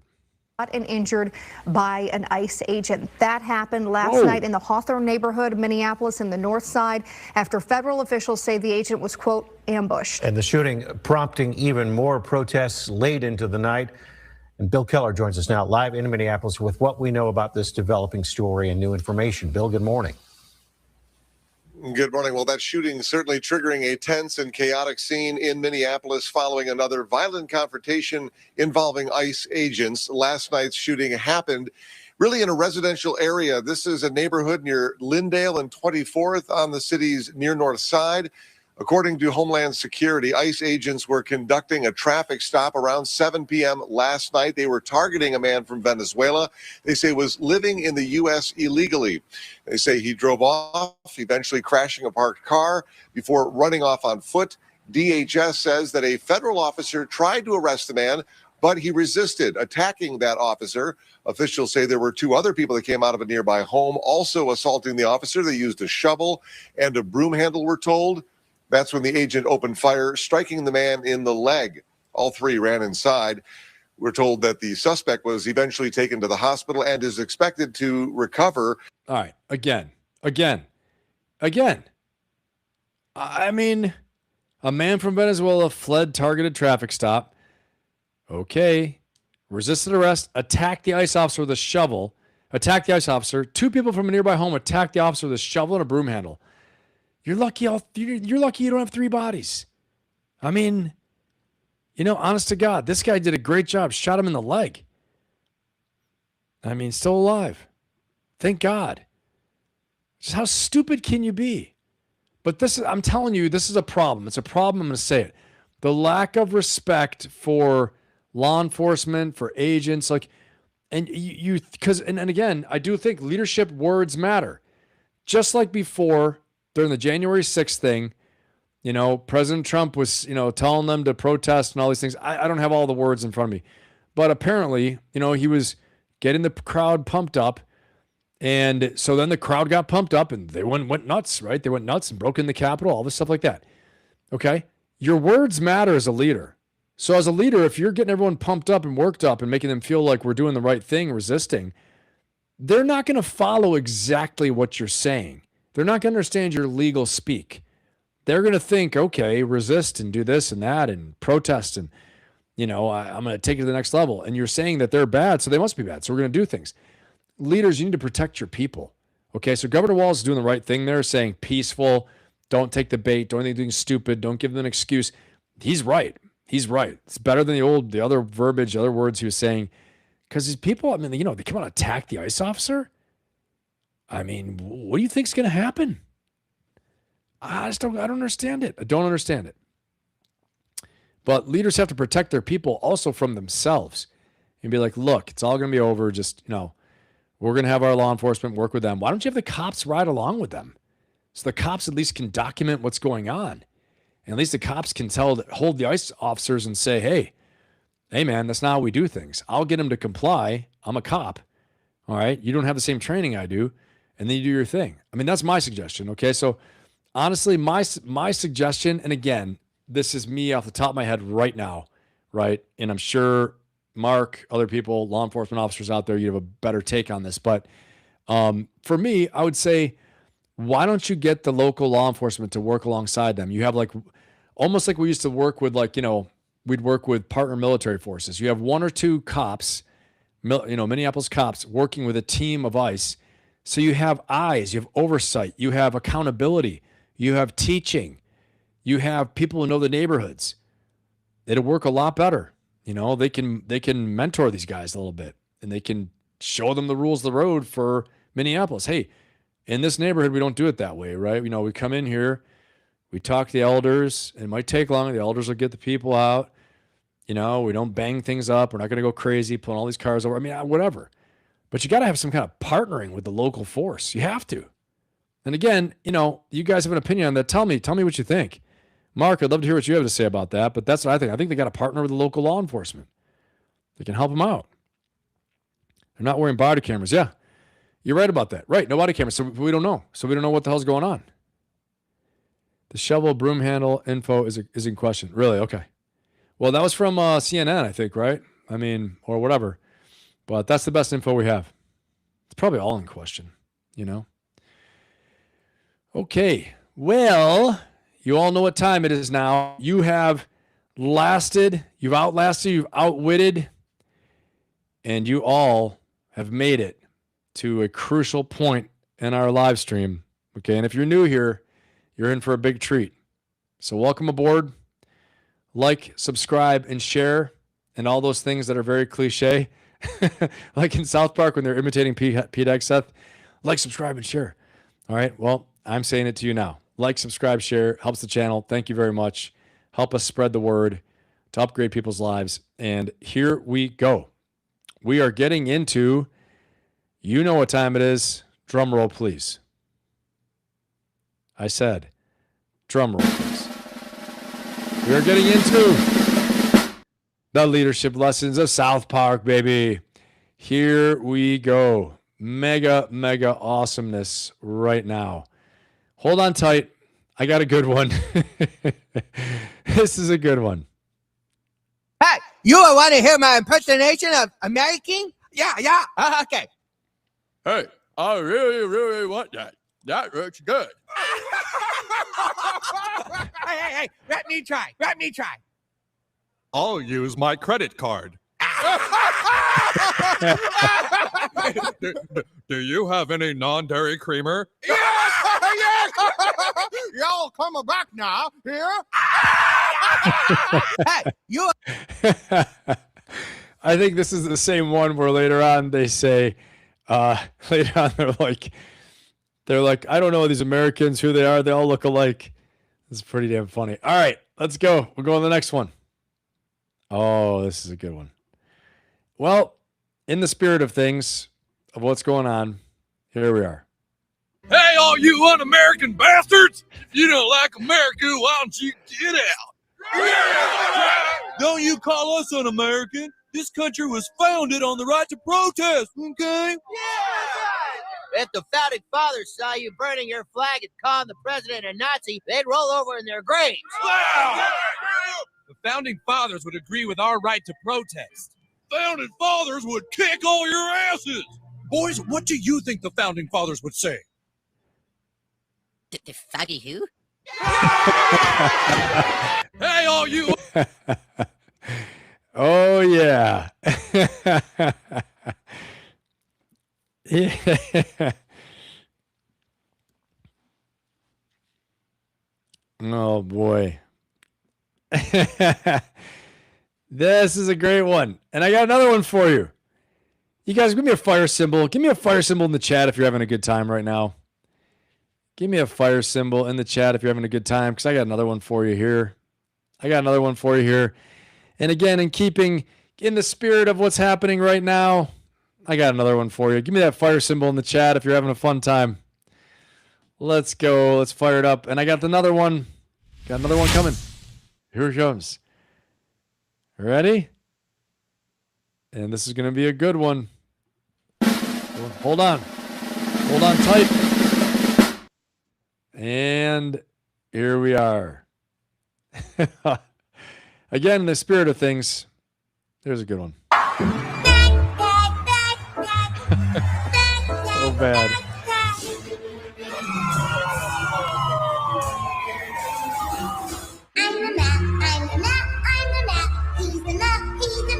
Freeze! Oh, God. Okay. Backpack. Oh, my God. Oh, my God. What the hell is going on? I don't know. How do the kids not know about they don't know about the founding fathers? I know Becky is like, founding who? Founding fathers. Yep, he didn't teach them. He showed them Hamilton. That's hilarious. Oh, my God, Becky. Oh, my God. But you know what? It's true. A lot of kids have no clue today about a lot of stuff. So, yeah, it's funny. It's really funny. All right, I got another one for you guys. This one's pretty special. So I want you to make sure you're ready for this one. Because this one's pretty damn special. I'm not going to lie to you. Okay, I stumbled onto this, and I burst out laughing in the first 10 seconds. So I hope you do too. And here we go. I'm going to give myself another sound effect, drum roll on this one, because I can. And because hopefully the sound effect police are not watching me tonight. Here we go. And ready. And we're even going to give this one, I'm going to give this one really fast, a transition as well. All right, here it is. Ready? Stand by for this. Oh my God. Oh my God. Here we go. Do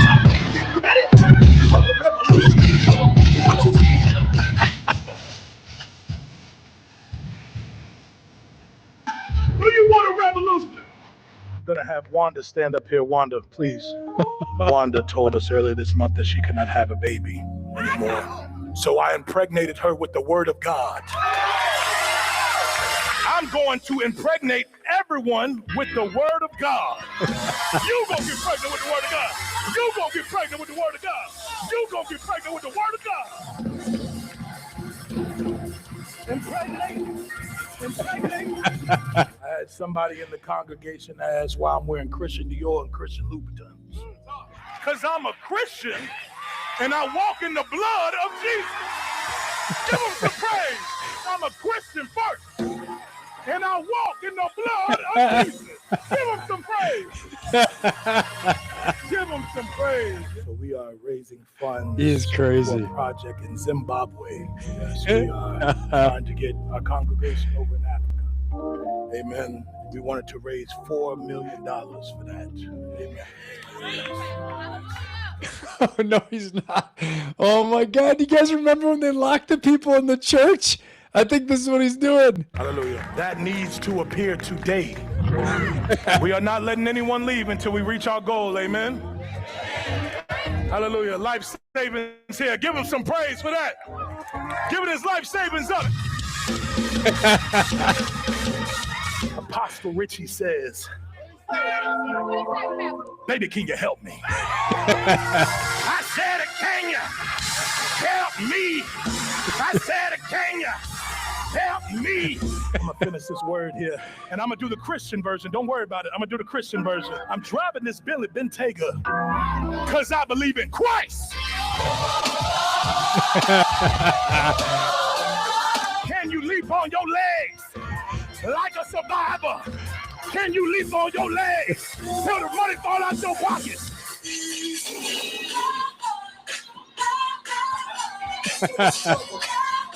Jesus, you are, Jesus, you are, Jesus, you are. Still praise the Lord.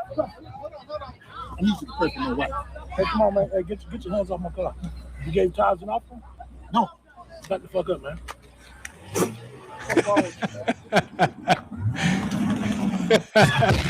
All right. So if you don't know who that is, it's a comedian. His name is Drewski.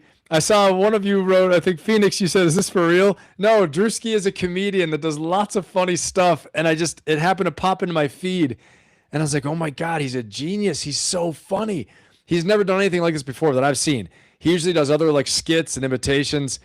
But oh my gosh, like I just stumbled on that. Thought it was super funny. I thought I'd share. I was dying laughing. Hope you guys enjoyed that. He is a genius. Too damn funny.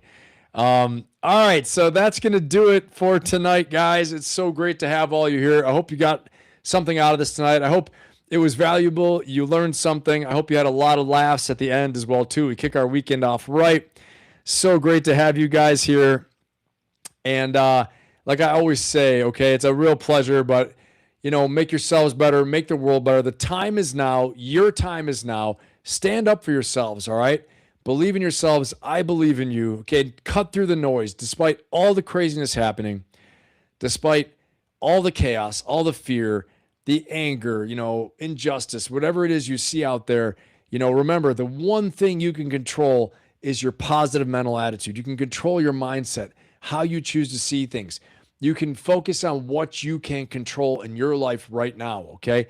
Keep yourselves safe out there, all right? Keep on stepping, making good decisions. Keep making progress every day. Do one thing every day that moves you closer to your goals. If you don't have any goals yet, okay? You saw that Patrick Bet David special we did, a little feature. If you don't have any goals, if you don't have a strategy, if you don't have a vision yet, guys, get with me. Go in my link in my bio, book that free, no-fee discovery session with me. Let's talk. Okay, I'll get you set up right. Or join my Ferocious Optimist coaching membership and community. Great community of people, okay? And if you don't do any of that, get a damn book. I highly recommend you read Napoleon Hill, okay? Or you read, Success Through a Positive Mental Attitude. Get something like that that's going to get you focused, get you motivated. There's so much nonsense out there. That's why I love to end it on a high note, laughing, having a good time, because laughter does cure a lot of things. And what you focus on, you move towards. What you focus on, you feel. All right, go get it. Stand up for yourself. Believe in yourselves. I believe in you. The time is now. This is your time. And go get yours. I'll see you all next time. All right, you guys have a great one. So great to be here. Thank you so much. I'll see you soon, everyone. Take care.